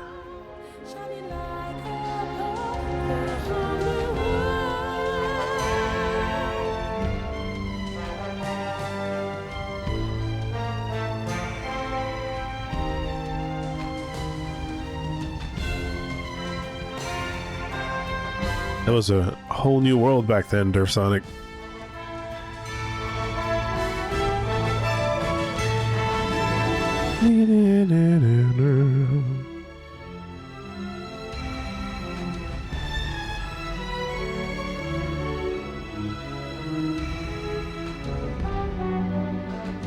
Yeah, so I was about to mention that, and in fact, since Derf Sonic did it, I'll go ahead and do it real quick.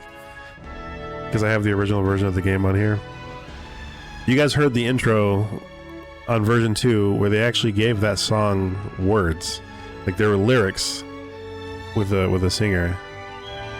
But on version 1 of the game, what was effectively placeholder lyrics. It was la la la's. And she didn't actually sing any words until version 2. That's a fun little, and I noticed that back in the day. I was like, wow, he actually has words to this song now. Yeah, and you know what? I think what I'll do, I'll let this finish real quick. I'll load up version 2, or the original version real quick so you guys can see the difference.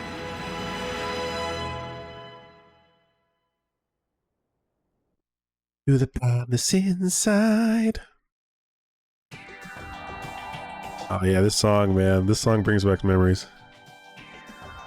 What a cool game, man. Sega was so freaking far ahead. Just everything about the Dreamcast was like, it was so unfortunate that it didn't end up becoming the important thing it should have been.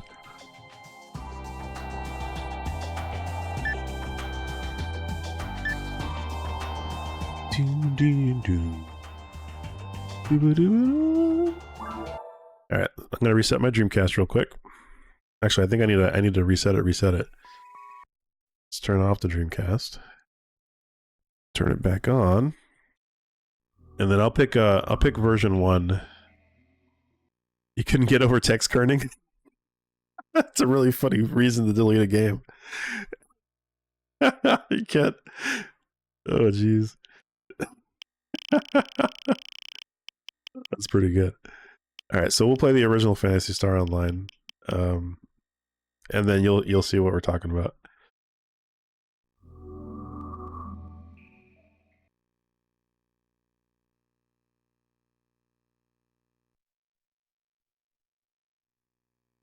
And, you know, again, I hear what you're saying, Nightman. Nightman said that Dreamcast and Saturn both felt miles ahead of their contemporaries. Not that PlayStation didn't have a share of cool stuff. It's true. PS1 did have a lot of cool things, and a lot of like genre-defining things. But man, my God, Sega was just so far ahead. Like, I think arguably Sega was so far ahead. They were so far ahead that nobody, like the majority of gamers didn't get it, right? People love it in retrospect. But man, see, I need to do the register serial number. I don't have the serial number for my PSO1. I sold my copy, so unfortunately, I'm not going to be able to actually play it. But I think if I wait long enough, I can let the thing go. It's okay, Vektor. It's one of those things where you had to be there. You were obviously 12 years old when it came out.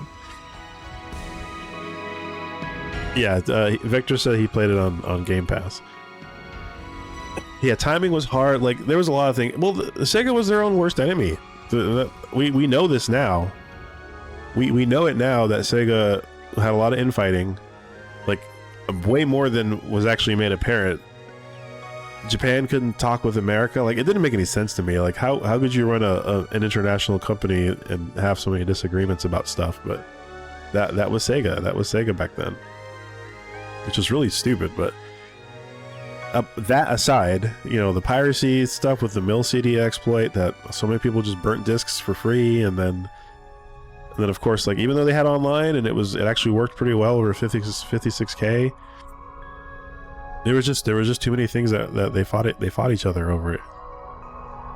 And then obviously PS2 came out and it was like, here's a DVD drive.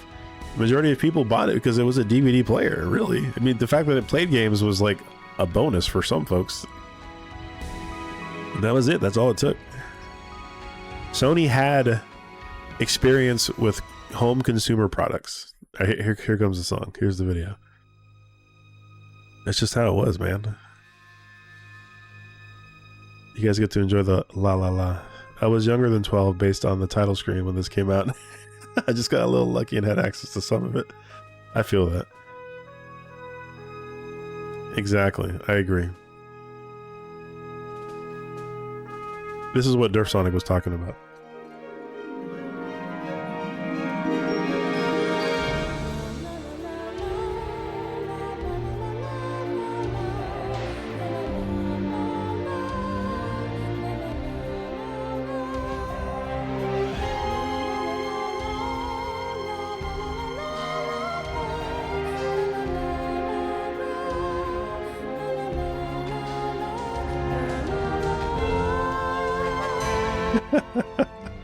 So passionate.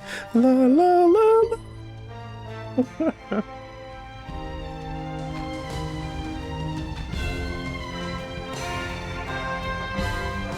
Yeah, the lyrics need to be there for sure.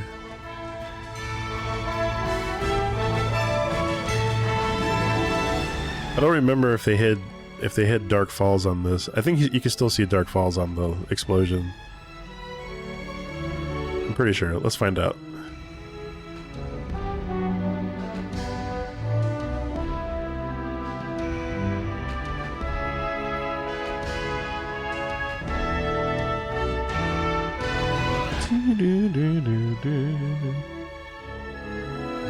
Yeah, okay, it's still there. You can still see Dark Falls.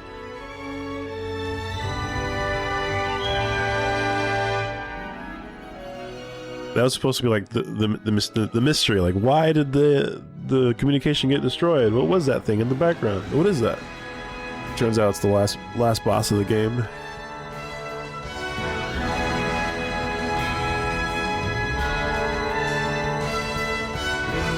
Clearly that was caused by them crossing the streams. Yeah, you never cross the streams.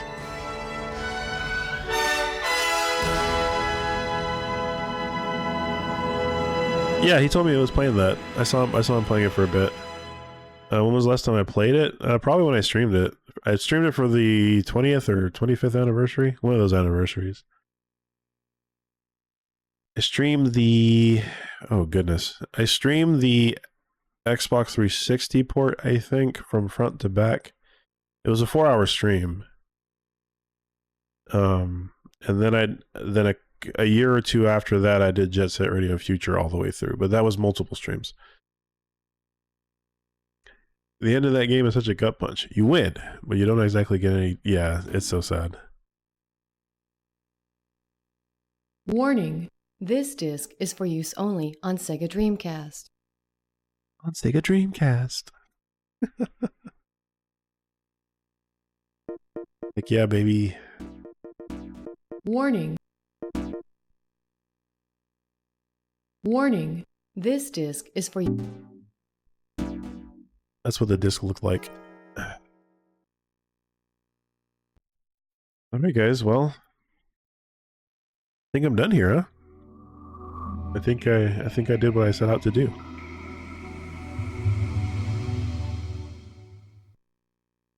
La, la, la, la, la. So, Yes You Love Me told me that the what's his face, that 2020 ADK game he's been playing. What's the name of that game?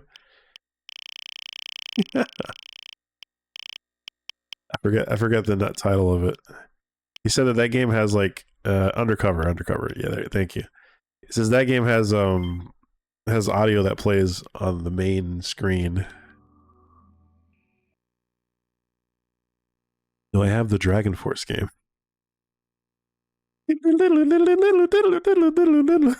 That one. Alright, so if I reset it and go back to the BIOS.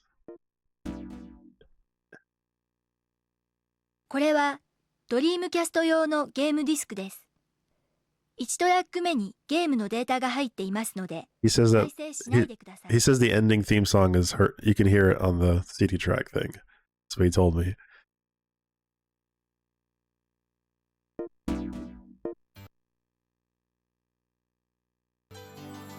Oh yeah. There you go. You can actually hear the ending theme song for Undercover.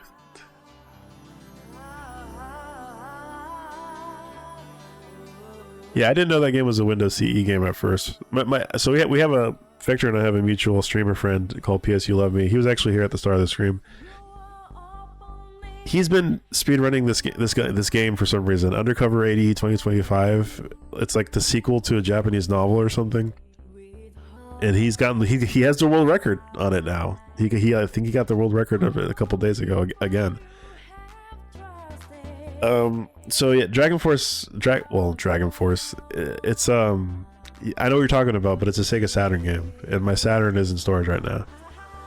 I suspect that's the reason why he chose to play it.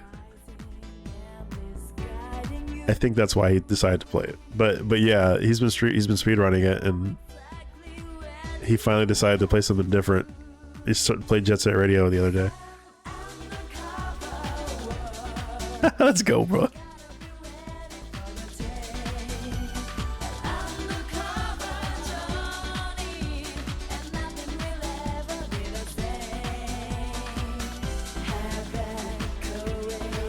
Yeah, this song rips.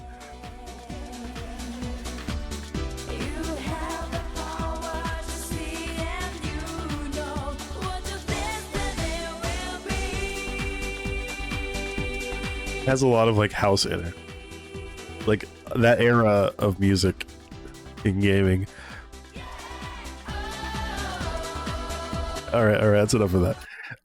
So since you reminded me, I need to double check to see if my Jet Set Radio file still split properly when I did my save convert. I'm using a VMU Pro, by the way. I would be showing you what's on my VMU right now, but there needs to be an OBS plugin for it to work, and it hasn't been created yet.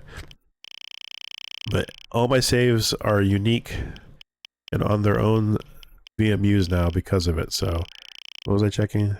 Jet Set Radio. I guess it's Jet Grind Radio because that's what I got. It is a credit song. It's the last song you hear in the game over the credits. It's just that it just happens to be playable from the music menu. So I'm gonna see if my save file's on here.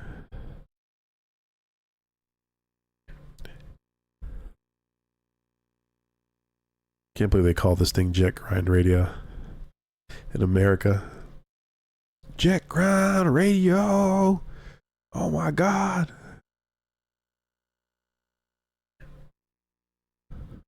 Jet Grind Radio. Oh my God.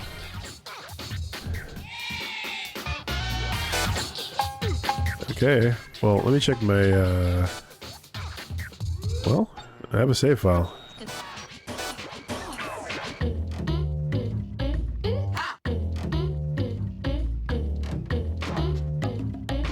I think it starts over from the beginning because I beat the game last time I played it. Okay, yeah, this is 100% save file because I got the dog. Check out my graffitis.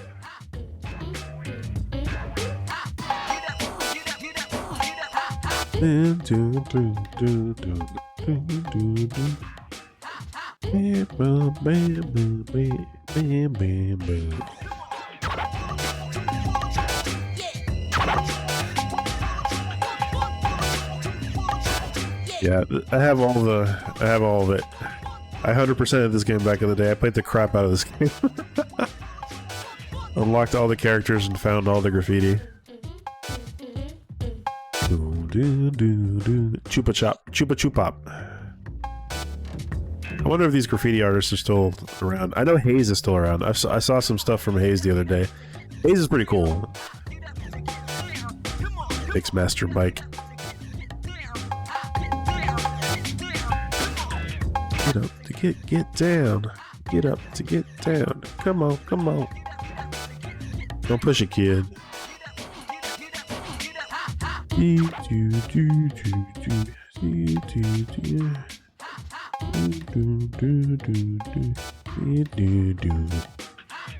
Muddy.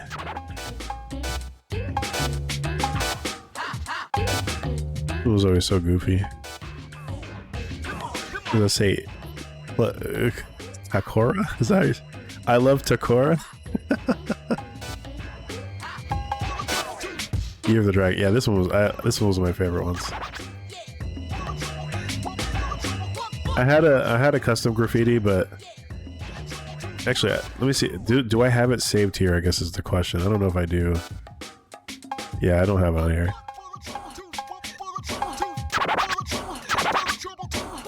I think I may have like saved it to a different card or something. I basically tried to like recreate my name as a tag. It looks like a paint. Some people did some pretty. Apparently, there's a way to like import stuff. I found out about this like after the fact. Some hackers figured out a way to like import like custom art, so you can basically make your graffiti look perfect. But I didn't know that back in the day, so I basically just did it by hand, and it looked as good as you thought it, as good as you might imagine. But unfortunately, don't have that on me, so you know I can't oblige you with what my old artwork. Indeed, you can go to Grind City.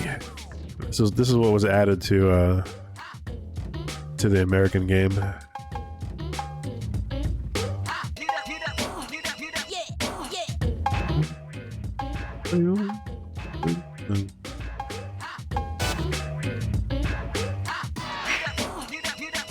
Silly little dog. Pots can barely carry any graffiti, let me tell you. And you can play as the other characters too. If you want to play as the other gangs, you can. It's a thing you can do. Even though they're not officially in your garage. My garage.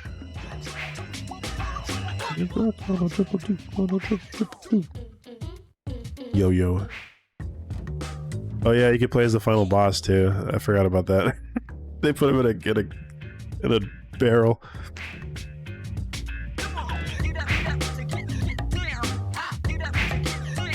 Come on, come on. These are all the new characters for the America stage.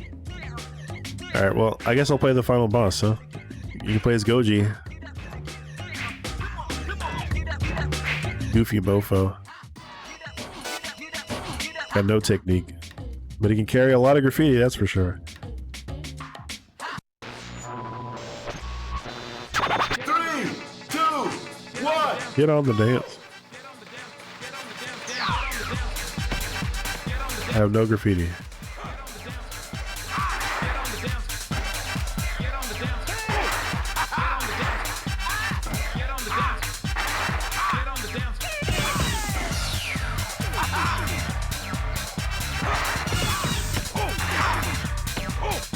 This is where you can do a... There's a loop on this stage. Let me see if I can remember it. You can basically just keep going forever.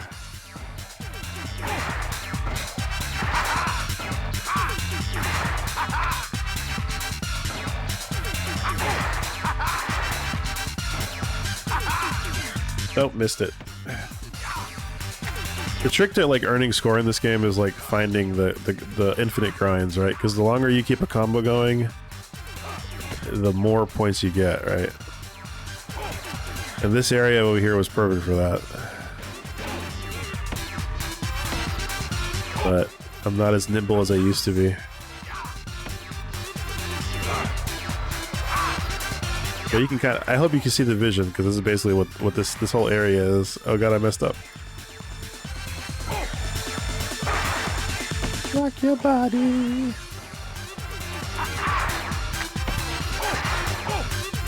Well, and this is Jet Technique. So Jet Technique is just a mode where you're trying to get as many points as you can before the time's up.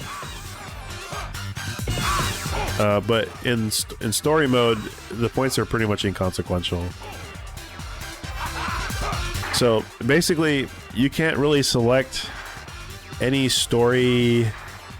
You can't select a specific story mission. You have to. The way it worked in this game, you play through the game, you do all the stages in order. There's like a narrative that goes through, and you know whatever.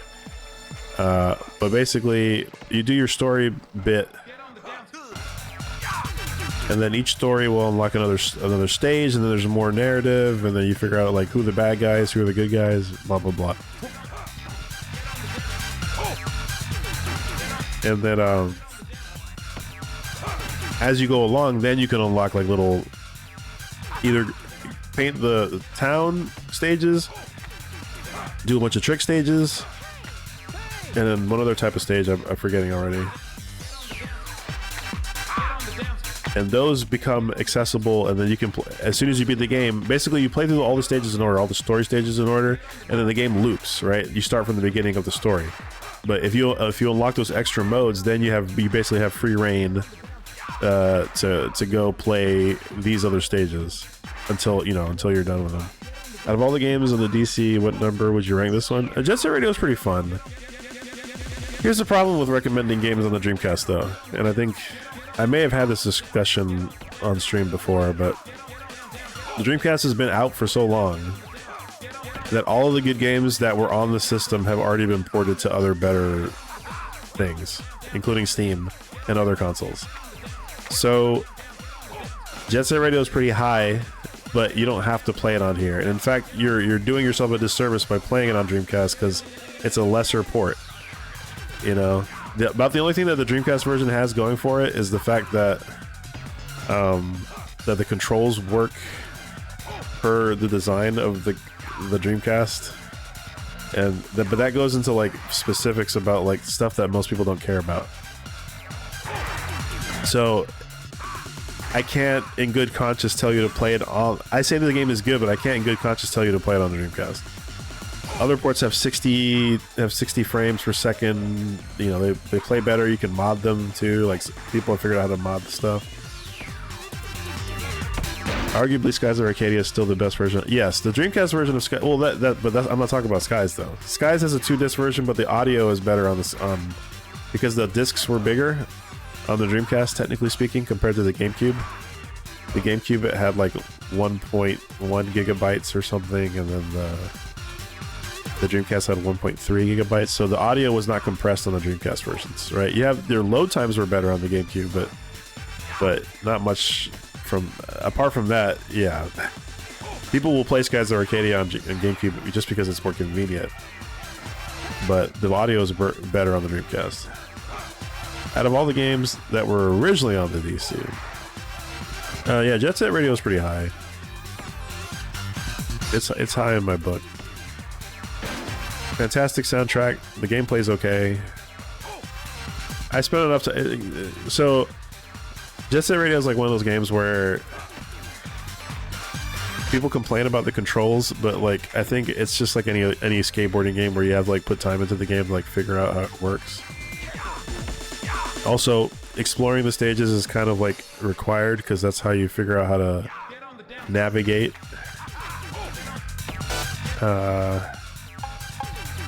Yeah, earn points with the time with it. That's how you figure out how to navigate and then find secrets and things where there's graffiti.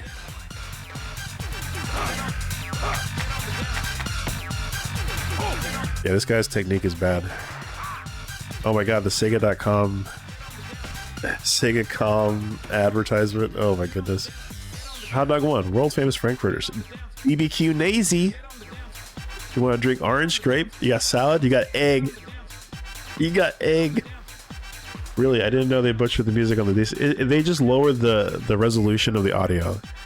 Like the quality of the audio of Skies of Arcadia on GameCube is much lower compared to the Dreamcast. The Dreamcast is like uncompressed FLAC, and like FLAC if you're familiar with music formats, while the GameCube is like 160 kilobit MP3 in comparison.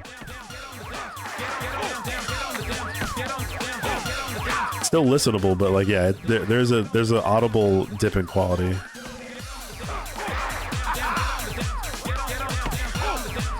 Shoot, I should let go of the other button. Yeah, this guy's not that good. His technique is not that good, so he's not as nimble as the other characters are.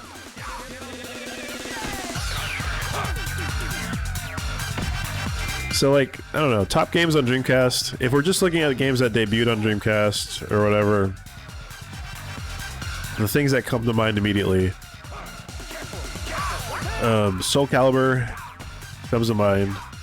Space Channel 5 comes to mind. Jet Set Radio comes to mind. Rez comes to mind. Virtua Tennis, really strong game.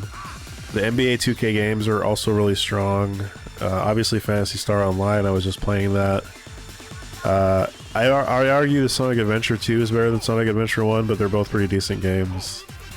You know, I wouldn't play them again. Going back to my discussion about replaying games. Choo Choo Rocket's a great party game. Yeah, I was gonna get there. In terms of party games, Choo Choo Rocket's a great party game. Power Stone is fantastic. Power Stone 1 and 2. Obviously MVC 2 was a big deal. CVS 2, all the Capcom fighters. Shoot, Star Gladiator is okay. It's not a great game, but it's okay. Oh, Virtual On Oratorio Changaram. Virtual On, fantastic game on Dreamcast. Really good.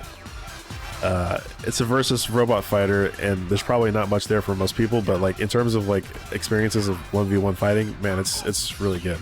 A lot of fun. Really like makes the mech fantasy come to life. If Chow Garden were removed, really? You hate it? Oh god. Well, you missed it, bro. You missed the whole thing. I beat the boss and everything. You should have been here, Perfect Sword. It was a viewer request, so the viewer was requested. Get on the dance.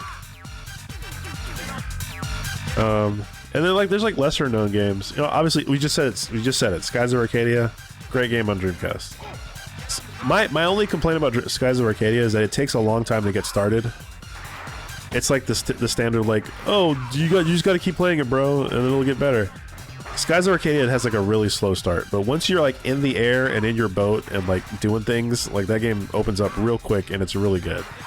It just takes a while to get there. I almost gave up on it, I'm gonna be honest. And in the same vein, Grandia 2. Grandia 2, voice acting, memorable characters, Cam Clark. We all love Cam Clark in here, right? Right? We love Cam Clark? Yeah, I thought so.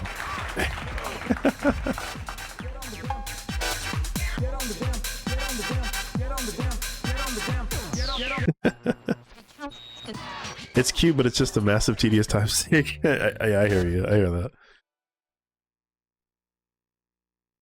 Let's check out my Sonic Adventure 2 Sonic Adventure 2 save file. I think I have the Sonic tribute stage unlocked. I'm pretty sure I played it on stream before. I'll run through the games I know. Because I have them here, right? So I wouldn't recommend 18-wheeler, but I thought I had fun with it. Let's see. Alien Front Online is interesting if you've ever played it online, but I wouldn't rate it like super high. I do think you need to play it if you haven't, though. Bangayo. How could I forget? Bangayo. Another treasure game. Treasure immaculate game. Let's keep going. Bomberman Online is fun, but I think Saturn Bomberman is a better game. Obviously CVS, we brought it up. I owned a copy of Carrier. It's okay. It's like Resident Evil but on a boat. I played it. I can talk about it. I think it's, if you like Resident Evil games and you really just want to play another Resident Evil like. It's time to drink water. Oh man. It's time to drink water. It's oh time no. to drink water. Yeah, I think I needed that. Chicken Run, fantastic game. It's time to drink water. Oh, Christmas Seaman. Oh no. Future Rocket, we brought it up. Cleopatra Fortune is on here? Hold on. Well, no. I didn't know this was a port. This was a port on the Dreamcast? A friend of mine has been playing this game a lot on his channel. He's trying to get like a world record. I didn't know this was on Dreamcast though. It got ported by Naltron. I think this is a Taito game. Yeah, look at me. Look at how I called it. Look at how I just specifically called it the moment before the logo popped up. I didn't know this was on Dreamcast. Wow. He makes this game look easy though. I'm not good at this game, by the way. He showed me how to play it. Wow, I didn't know this game was on here.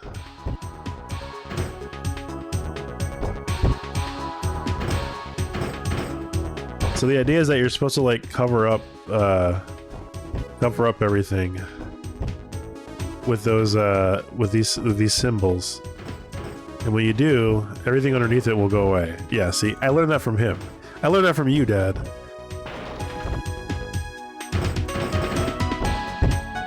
It has the same song too? What the heck? I didn't know this was on Dreamcast, bro. The only reason why I know how to play this game is because I watched his stream for like a good 30 minutes one day. And he was showing me all the tricks.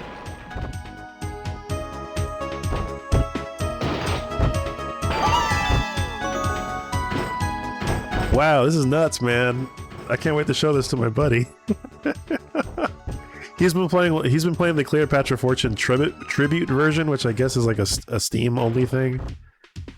And he's been knocking that out.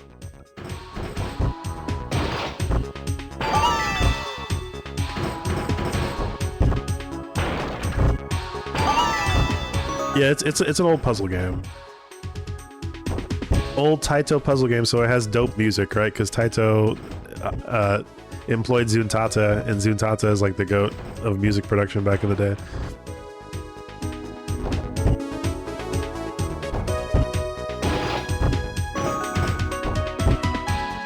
Gets fast quick.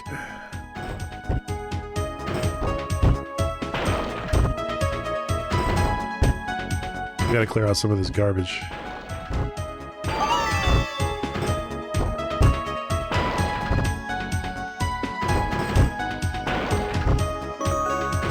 Oh, it's going so fast, bro. What am I doing wrong? Why is it so fast? Oh, I'm dead. It's over.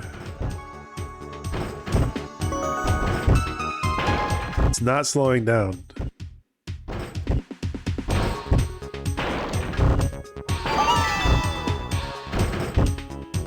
My friend is really good at this game because he makes this thing look freaking easy, dude. Like, I'm over here. I'm struggling. I'm struggling for my life over here.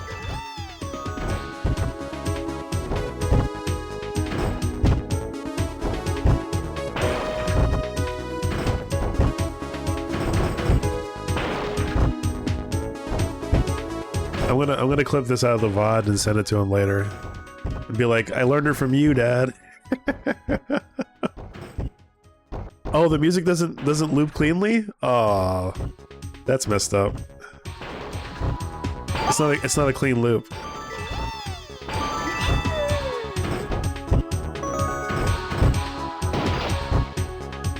I'm trying to get it all clear because once you get an all clear, this is one of those Roge-ish games that Japan always has, where like if you get a full clear of the stage, then you get rewarded, quote unquote rewarded, with you know, a little something something. But you have to like perfectly combo in order to do that, and I'm making all the wrong moves, so. All right, slow down. Thank God. Oh geez. Oh no, I'm messing up, bro. I'm doing it all wrong. Oh no, I'm gonna die. No. It's over. I'm cooked.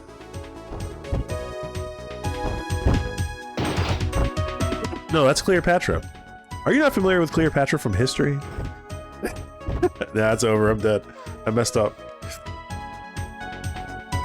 It's nothing like bad. It's just that every all clear that you have, the portrait changes, right? And so like you can get like one all clear and you get a portrait, you get 2 all clears, you get another portrait, you get 3 all clears, so on and so forth, until up to a certain point where it's like yeah, you start getting the same images over and over again. But well, fancy that, man. I didn't know this was on Dreamcast, but I just learned something today. Yeah, I'm pretty sure that Zuntata did the music to this game. Hey, look at me. I'm on the high score.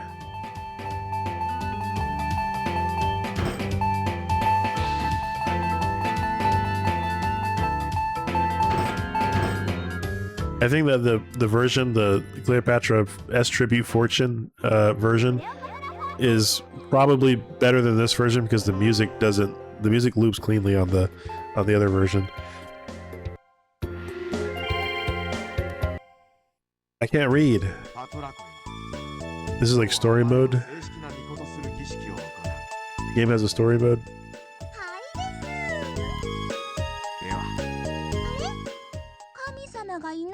Kami-sama. Anyway. Hatrako. Alright. Let's get back to the list of games. I was going to check something and I don't remember what it was. Yeah.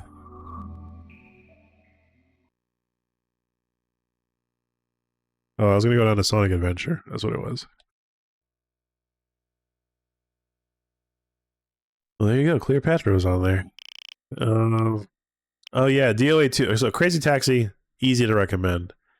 Confidential Mission, really good shooting game. Cool tune. It's a rhythm game. I like Cosmic Smash, but Cosmic Smash is really simple, so I wouldn't put it like super high. Cosmic Smash is an arcade game. It's basically 3D Pong, or more specifically, it's like racquetball. If you ever played racquetball in real life, that's what Cosmic Smash is, just with a Sega flair. And it's an arcade game, but because it's Naomi and Dreamcast, it was ported to Dreamcast. So I rate it highly on vibes, but it's not a game that I would come back to a lot. Crazy Taxi is easy to recommend, so is Crazy Taxi 2. Virtual On, this is it. This is the game. Let's see. DOA 2, that was one of the very first games I played on Dreamcast. That game freaking blew my mind, man. DOA 2 is amazing. You know, in retrospect, rip Itagaki. In terms of fighting games, it was just like insane how well it ran and how quickly it ran and how good it felt to play.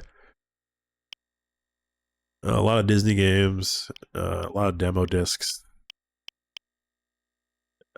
Dynamite Deca, aka Dynamite Cop.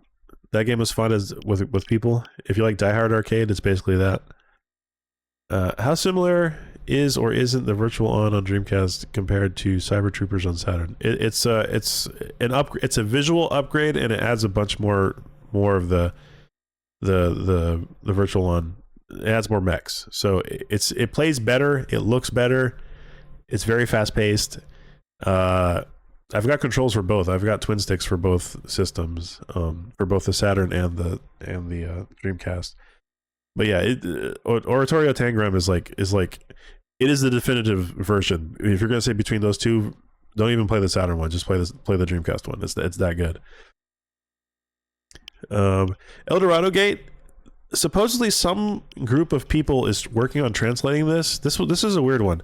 This had art by Yoshitaka Amano, and it's in the style of his Final Fantasy games, specifically Final Fantasy 6 and 7 ish. Or I'm sorry, Final Fantasy 6 style, not 7. 7 was the other guy.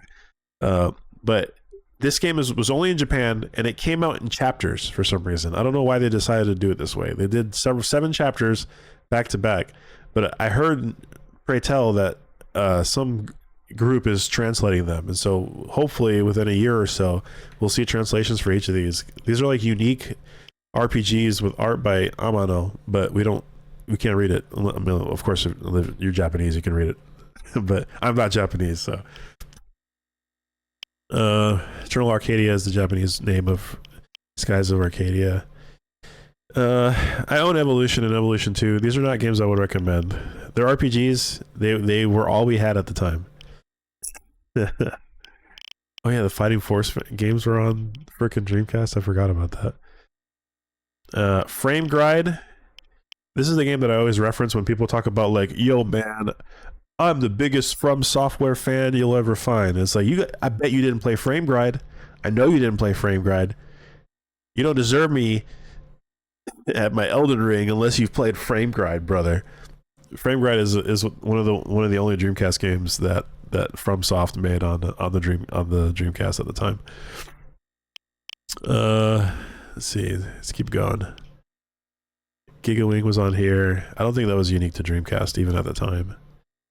Neither was Gumbird. The only FromSoft game I liked was Lost Kingdom. Yeah, you need to play Frame Gride. They made a translation for it. There's an English translation for Frame Gride, so you can do it. Yeah, that was the joke I was making, Vektor. Oh, House of the Dead 2. How could I forget? House of the Dead 2. Classic, especially the console version. They had so much stuff to this version of the game. Did I just say classic? I said classic, and I didn't evoke my little B sound file. Classics. I got classics. This game is classic. Let's keep going. Classics. Okay. Let's keep going. Classic. This is classic. This is classic. This is classics. Typing of the Dead was good too, but you know, if you're talking about just in general. Ikaruga, yes, obviously. Everybody loves this game. #1 game. It's so good. Yeah, check it out, man. Frame Gride was Japan only, but there is an English translation for it now. A group made it, so you can play it. We said Jet Set. Oh, JoJo's like my favorite fighting game. JoJo no Kimi no Boken, Heritage of the Future. This is my favorite fighting game on the Dreamcast and probably in general. This game is amazing. The problem is nobody plays it. Rather, there are people who play the game, but I don't want to be associated with them. Let's just put it that way. I don't want to be associated with the miscreants that play this game. But yeah, legitimately, JoJo's like my favorite fighter. This was also, for those who don't know, this was also a CPS3 game. So the same hardware that Third Strike ran on, Street Fighter 3 Third Strike. So there's your fun fact of the day. Bunch of Kingdom. I like Kingdom Hearts, but I'm not huge on it. I know that it was super hackable. We talked a little bit about it at the start of the stream there. Oh yeah, Mach X was like a hidden banger. I played it once. I think Vektor was in there when I was playing it. It was like, yeah, this game was actually surprisingly decent. I've been meaning to go back to it. Maybe at some point I'll devote some time to it. There's just so many games I want to play, and I get selection paralysis. So like Mach X is a game I would like to revisit just to see if I could get to the end of it. I'm pretty sure I still have my save file. So there is a Magic the Gathering game. It's not as good as you think it is. It's not. It's Japan only, but it's not. I tried it out because out of curiosity. It's something. Obviously, NBC, a bunch of those games. I mean, I don't know. I don't want to assume. You're right. I probably should not have assumed anything, but yes, it's not that great. It doesn't play. Part of it's I can't read Japanese, but it's just Max Steel. Yeah, I was gonna say Max Steel. That was kind of a blast from the past. I remember seeing Max Steel ads in like magazines. Moero Justice Gakuen. That's Rival Schools. Rival Schools is good. Up until that Capcom collection released earlier in the year or late last year, Project Justice was only playable on Dreamcast. So MSR, how could I forget my baby? MSR. This is the prelude, the prequel to all of those Bizarre Creations racing games on the Xbox. The what was the name of that game? You guys know. You know what I'm talking about. The game where you drift and they give you kudos. MSR was the previous game. Fantastic soundtrack.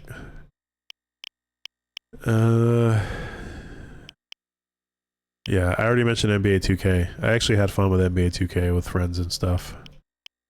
A couple of those. Outrigger is interesting. It came out kind of late. Project Gotham, yeah, that's it. That's the one. Pop-in music. There's a bunch of pop-in music games on here. Oh yeah, Project Berkeley. I forgot I had this on here.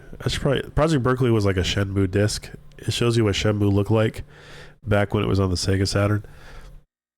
Is using a strategy guide considered cheating? No. You paid money for that strategy guide, right? It's not cheating. You live your life, brother.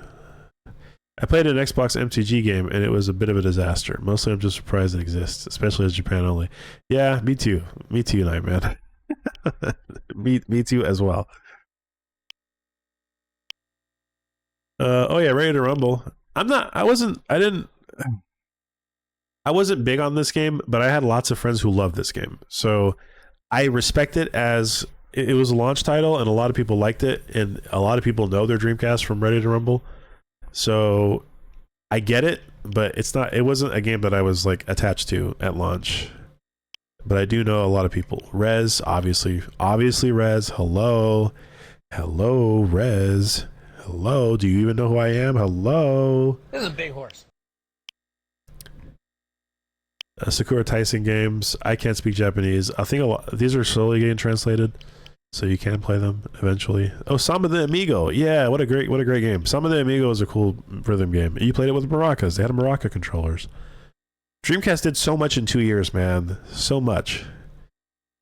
They managed to release so much crap. Sega GT is a game that people still play nowadays. I know someone who plays Sega GT like now. He's a big fan of it. Sega Gaga.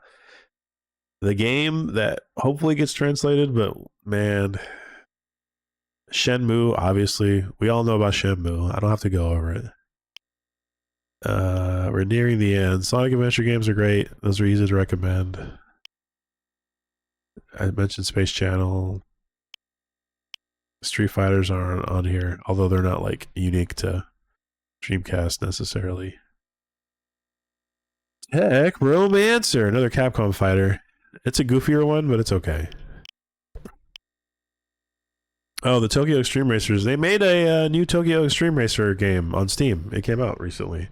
You can play it again. It was made by Genki, the same company that made the original Tokyo Extreme Racers too. Those games were interesting because they captured what it felt like to race in Japan. I think a lot of people held them in high regard. Trickstyle was that one weird game we were watching PSU Love Me play the other day. Typing of the Dead and Typing of the Date. The wheel is just a rubber band? Oh no. Under Defeat, Undercover, we've been over that. US Shenmue is just the Japanese version of Shenmue with English language. Virtua Fighter is on here. It wasn't that great. Let's be real. I think 3TB is like one of the worst versions of Virtua Fighter. Virtua Fighter 4 is like when it like really kicked off being like a fantastic game to play And then obviously VF5 has been around since the last 20 years, so they're not going anywhere. And there you go. Zombie Revenge. People like Zombie Revenge, I guess. All right, so I'm gonna do two things. I want to see what this Project Berkeley thing is. I forgot I had this on here. So I'm gonna do Project Berkeley, and then I'm gonna do Sonic Adventure 2, and then I'm gonna call it a night because it's late. I think this was just like a little video that shows you what Shenmue was looking like on Saturn, if I remember correctly. It was like a little preview disc, video disc or something.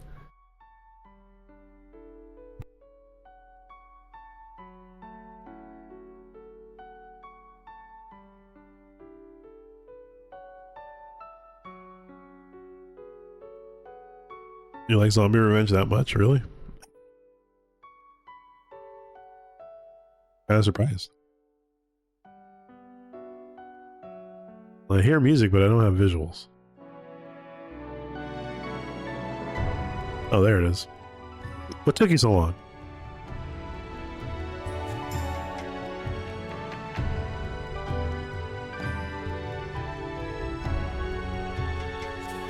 RPG?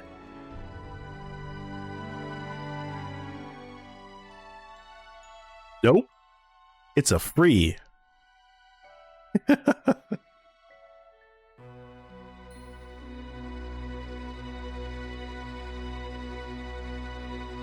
That's it, guys. Tell your friends about free. Next time you tell them, hey, what genre is Shenmue? You tell them, it's a free, brother.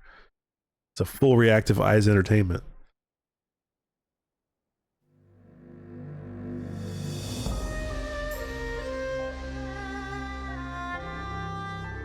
Elang? Oh, that's pretty funny.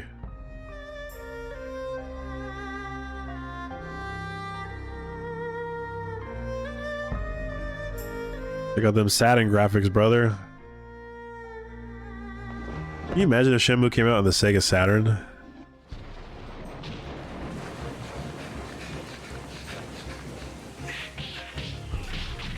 This game would not have run.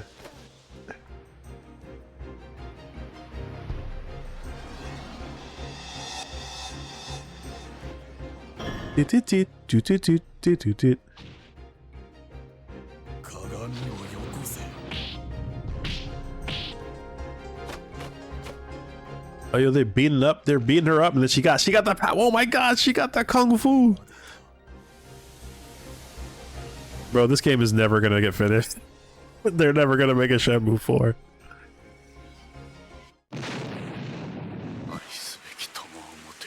Keep your friends close. Yeah, but you have to adjust for inflation, brother. Oh, yeah, I remember this. This is like this goofy, like super zoomed in Yu Suzuki interview 30 years ago. This is what. So there's clips in here that were probably going to be stuff in later Shenmue games. Like, for example, you saw when Lan Di got his poop pushed in by that attack. But we'll never see that. That's never happening. Yu Suzuki's gonna die before this game's finished, man. I hate to say it. Like, I don't want to be negative, but like, it ain't gonna happen. There's no way. There's no way this is gonna get finished. 僕実際のバイク乗ってて接触しても何も爆発なんか起きないしね。だからなんかね。Freaking hired the wrong cameraman for this nonsense. リアリズムを追っかけたもん。Make sure you zoom in, but like cut off my face on the right side of the screen. They ruined that camera recording. 最初の企画が This fool went to the school of Dutch angles. 実際の戦闘機あるじゃないですか。であれでなんかYeah, he's got the busts. What's cool about this is Corey Marshall, when he was recording for the first game, he was in this room. When he was talking to Yu Suzuki with the translator, and like talking about Rio's motivation and stuff like that when they were recording the lines on the first game. He actually was in that room. Corey Marshall said he was in that room with all the busts, all the Shenmue busts, and that Yu Suzuki had like this huge binder, like a thick binder, like almost like 4 or 5 inches thick, which was all like design documents and like extended story, like even beyond the games that we got today. So like Yu Suzuki like had a plan to do a lot of games, but clearly we never got to that point. It's weird. It feels like it's simultaneously one of the worst possible and also the best possible times. Yeah, I wish another one will come out. If another one came out, I would buy it. I would. If there was a Shenmue 4, I would buy it. I'm invested at this point. I know it's going. If Yu Suzuki is still at the helm, see, here's the problem. This is Yu Suzuki's baby, right? He's the guy. He's the one running the ship. He got me with Shenmue 2, and it might be like misplaced nostalgia, but I do want to see the ending. I want to see the ending of the story.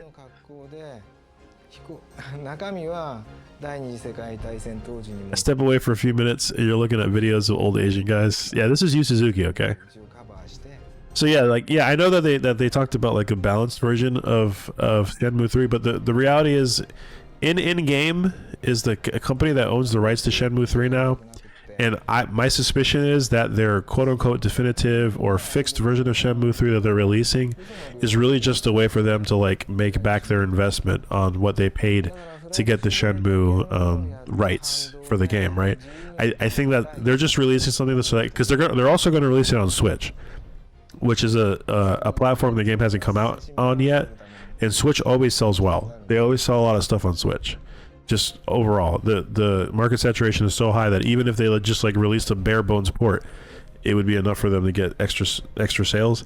But so I think they're justifying some of the extra development to make a better version so that they can give people who own the game already an upgraded version, and then give folks who don't have the game at all and a chance to purchase it on Switch or Switch 2.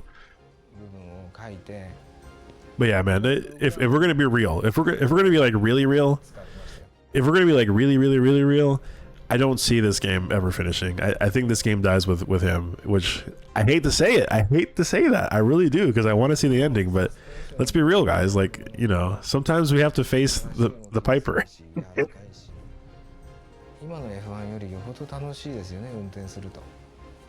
Limited run or strictly limited?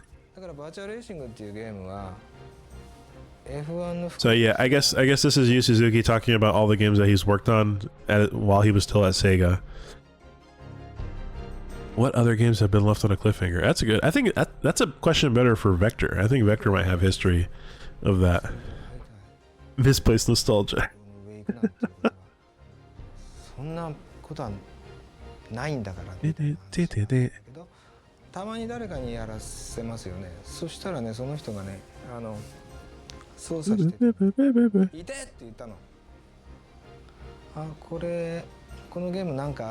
He was so young back then, man. He looks like grandpa now, which is sad. Like I'm seeing how young he was on this video, and I know he was already like 45 years old at this point. 45, almost hitting 50. The homie's in his late 60s now.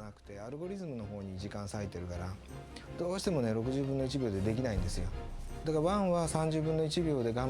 love how Vektor goes straight for the Metal Gear. But you know, he's right, you know. Metal Gear V/5 is quote unquote unfinished.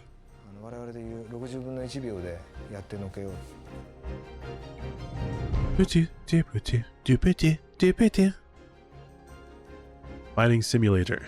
Oh, so Virtua Fighter is not a fighting game, it's a fighting simulator. Interesting. Interesting. He called it a fighting simulator. Another genre thing.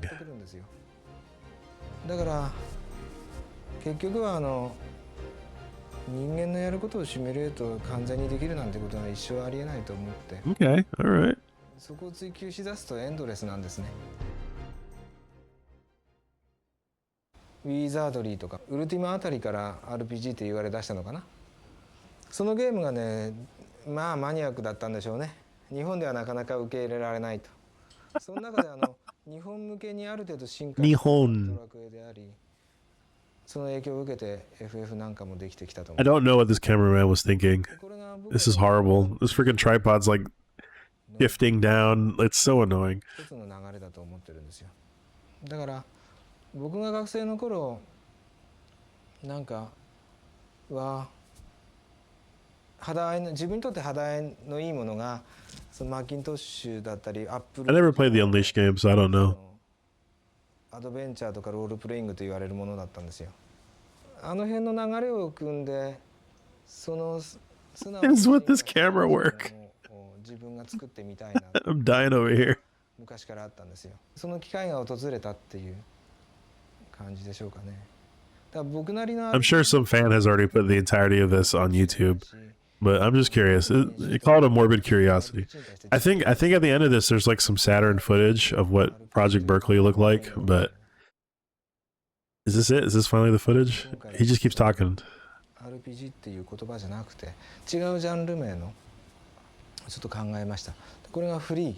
I just want to see the tripod they're using, because I don't know if it's like a guy on a Steadicam or if their freaking camera is hanging from the ceiling or something. やってみようということでフリーと言えるんじゃないのかな。 That's the フリ genre. ーっていうのは頭文字を取ってフルリアクティブアイズエンターテインメント。エンターテインメントというのは娯楽ですよ。 Thank you. 完全とかまあフルスケールのフルと一緒ですね。 That's a good one. Yeah, Brutal Legend. リアクティブっていうのはその完全に反応するという意味ですね。アイズ目のことですね。目は左右で一つの対になってますし、現実と超現実もしくは仮想現実だったり過去と未来だったり、その一個だけではやっぱり語れないと思うんですよ。表裏一体みたいな形で必ずこうペアをなして双極にあるものが混在してそれが結構いいバランスでまとまってる。 Cool. もう一つの意味はアイズっていうのが All right, you. I like you, but I think we're done. All right, so the final game I was going to run, I needed to check to see if my Sonic Adventure 2 save file still got properly parsed and exported. So we will go there real quick, and then I'm going to call it. We'll probably raid somebody. I need to check to see who's online. Oh, Yusuf is playing FF6. So we'll probably raid into Yusuf then, I guess. He hasn't played 6 in a while, so seems like the obvious thing to do at this point. I'm assuming you're talking about another series of games that still isn't done, despite multiple sequences. Sequences. File select. Oh yeah, that's right. I'm done with this game. I've played this before. I've done this this is like the second time I played this on stream. Select a stage. Here it goes, guys. Look at this bonus that you get for getting all the medals. Getting A's on every freaking stage. Look at this. Look at this. You get a little secret. You get a little secret down here. A little secret down here. It's probably because I'm sick. I've been sick for a long time, brother. I'm dying.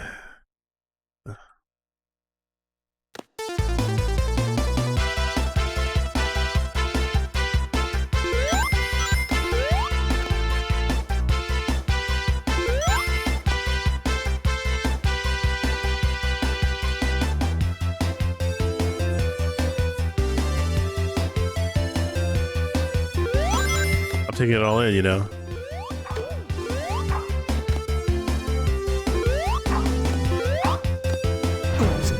Oops.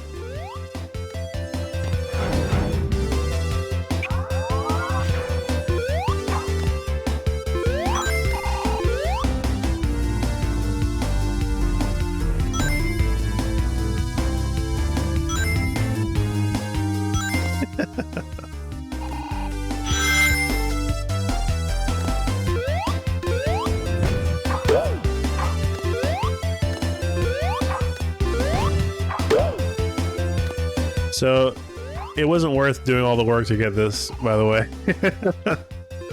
It's an interesting little bonus, but it's not what you think it is. Oh, we're done with PSO, Kawachi boy. It's all done. We played it. No, he's out. He got out. Goodbye.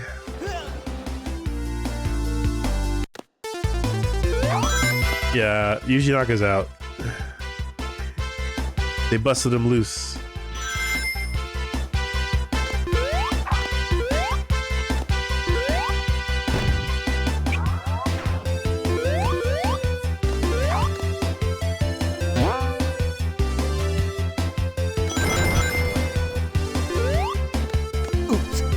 Oops.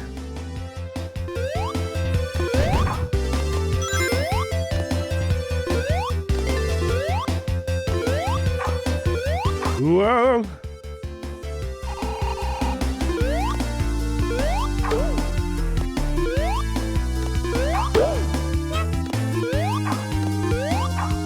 There goes your little flickies, Nightman.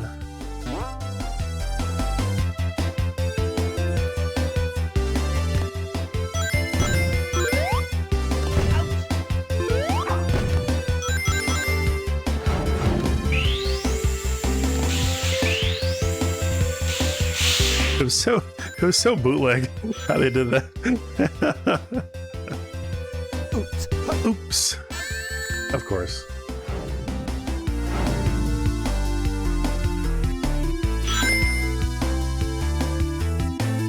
Oh, you were close, Nightman. If that's you should have done it.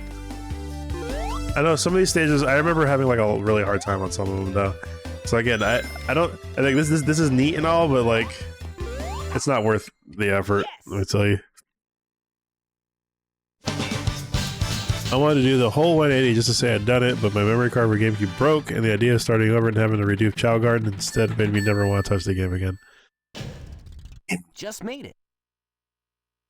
Yeah, but like it's it's neat that they did it. Select the stage. But it's not. I don't think it's worth all the time and effort it takes to do that.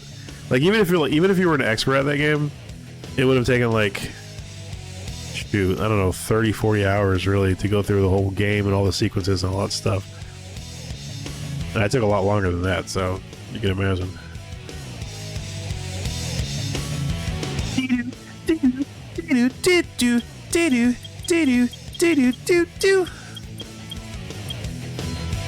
Yeah, yeah, yeah, yeah, yeah.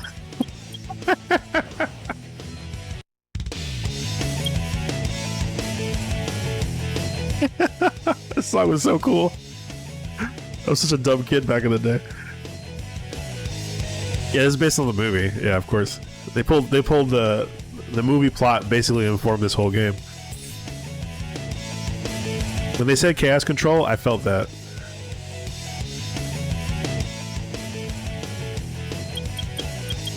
Select the story. Select the story. Select the scene. Select the scene. Yeah, 8 hours and 35. See that's insane, brother. I can't even imagine.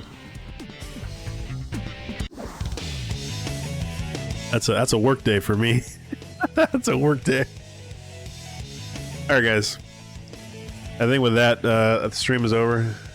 I appreciate you. Thank you, Vektor, for the recommendation, for playing PSO and sharing my favorite song, and thank you guys for hanging out while I relive some of my nostalgia.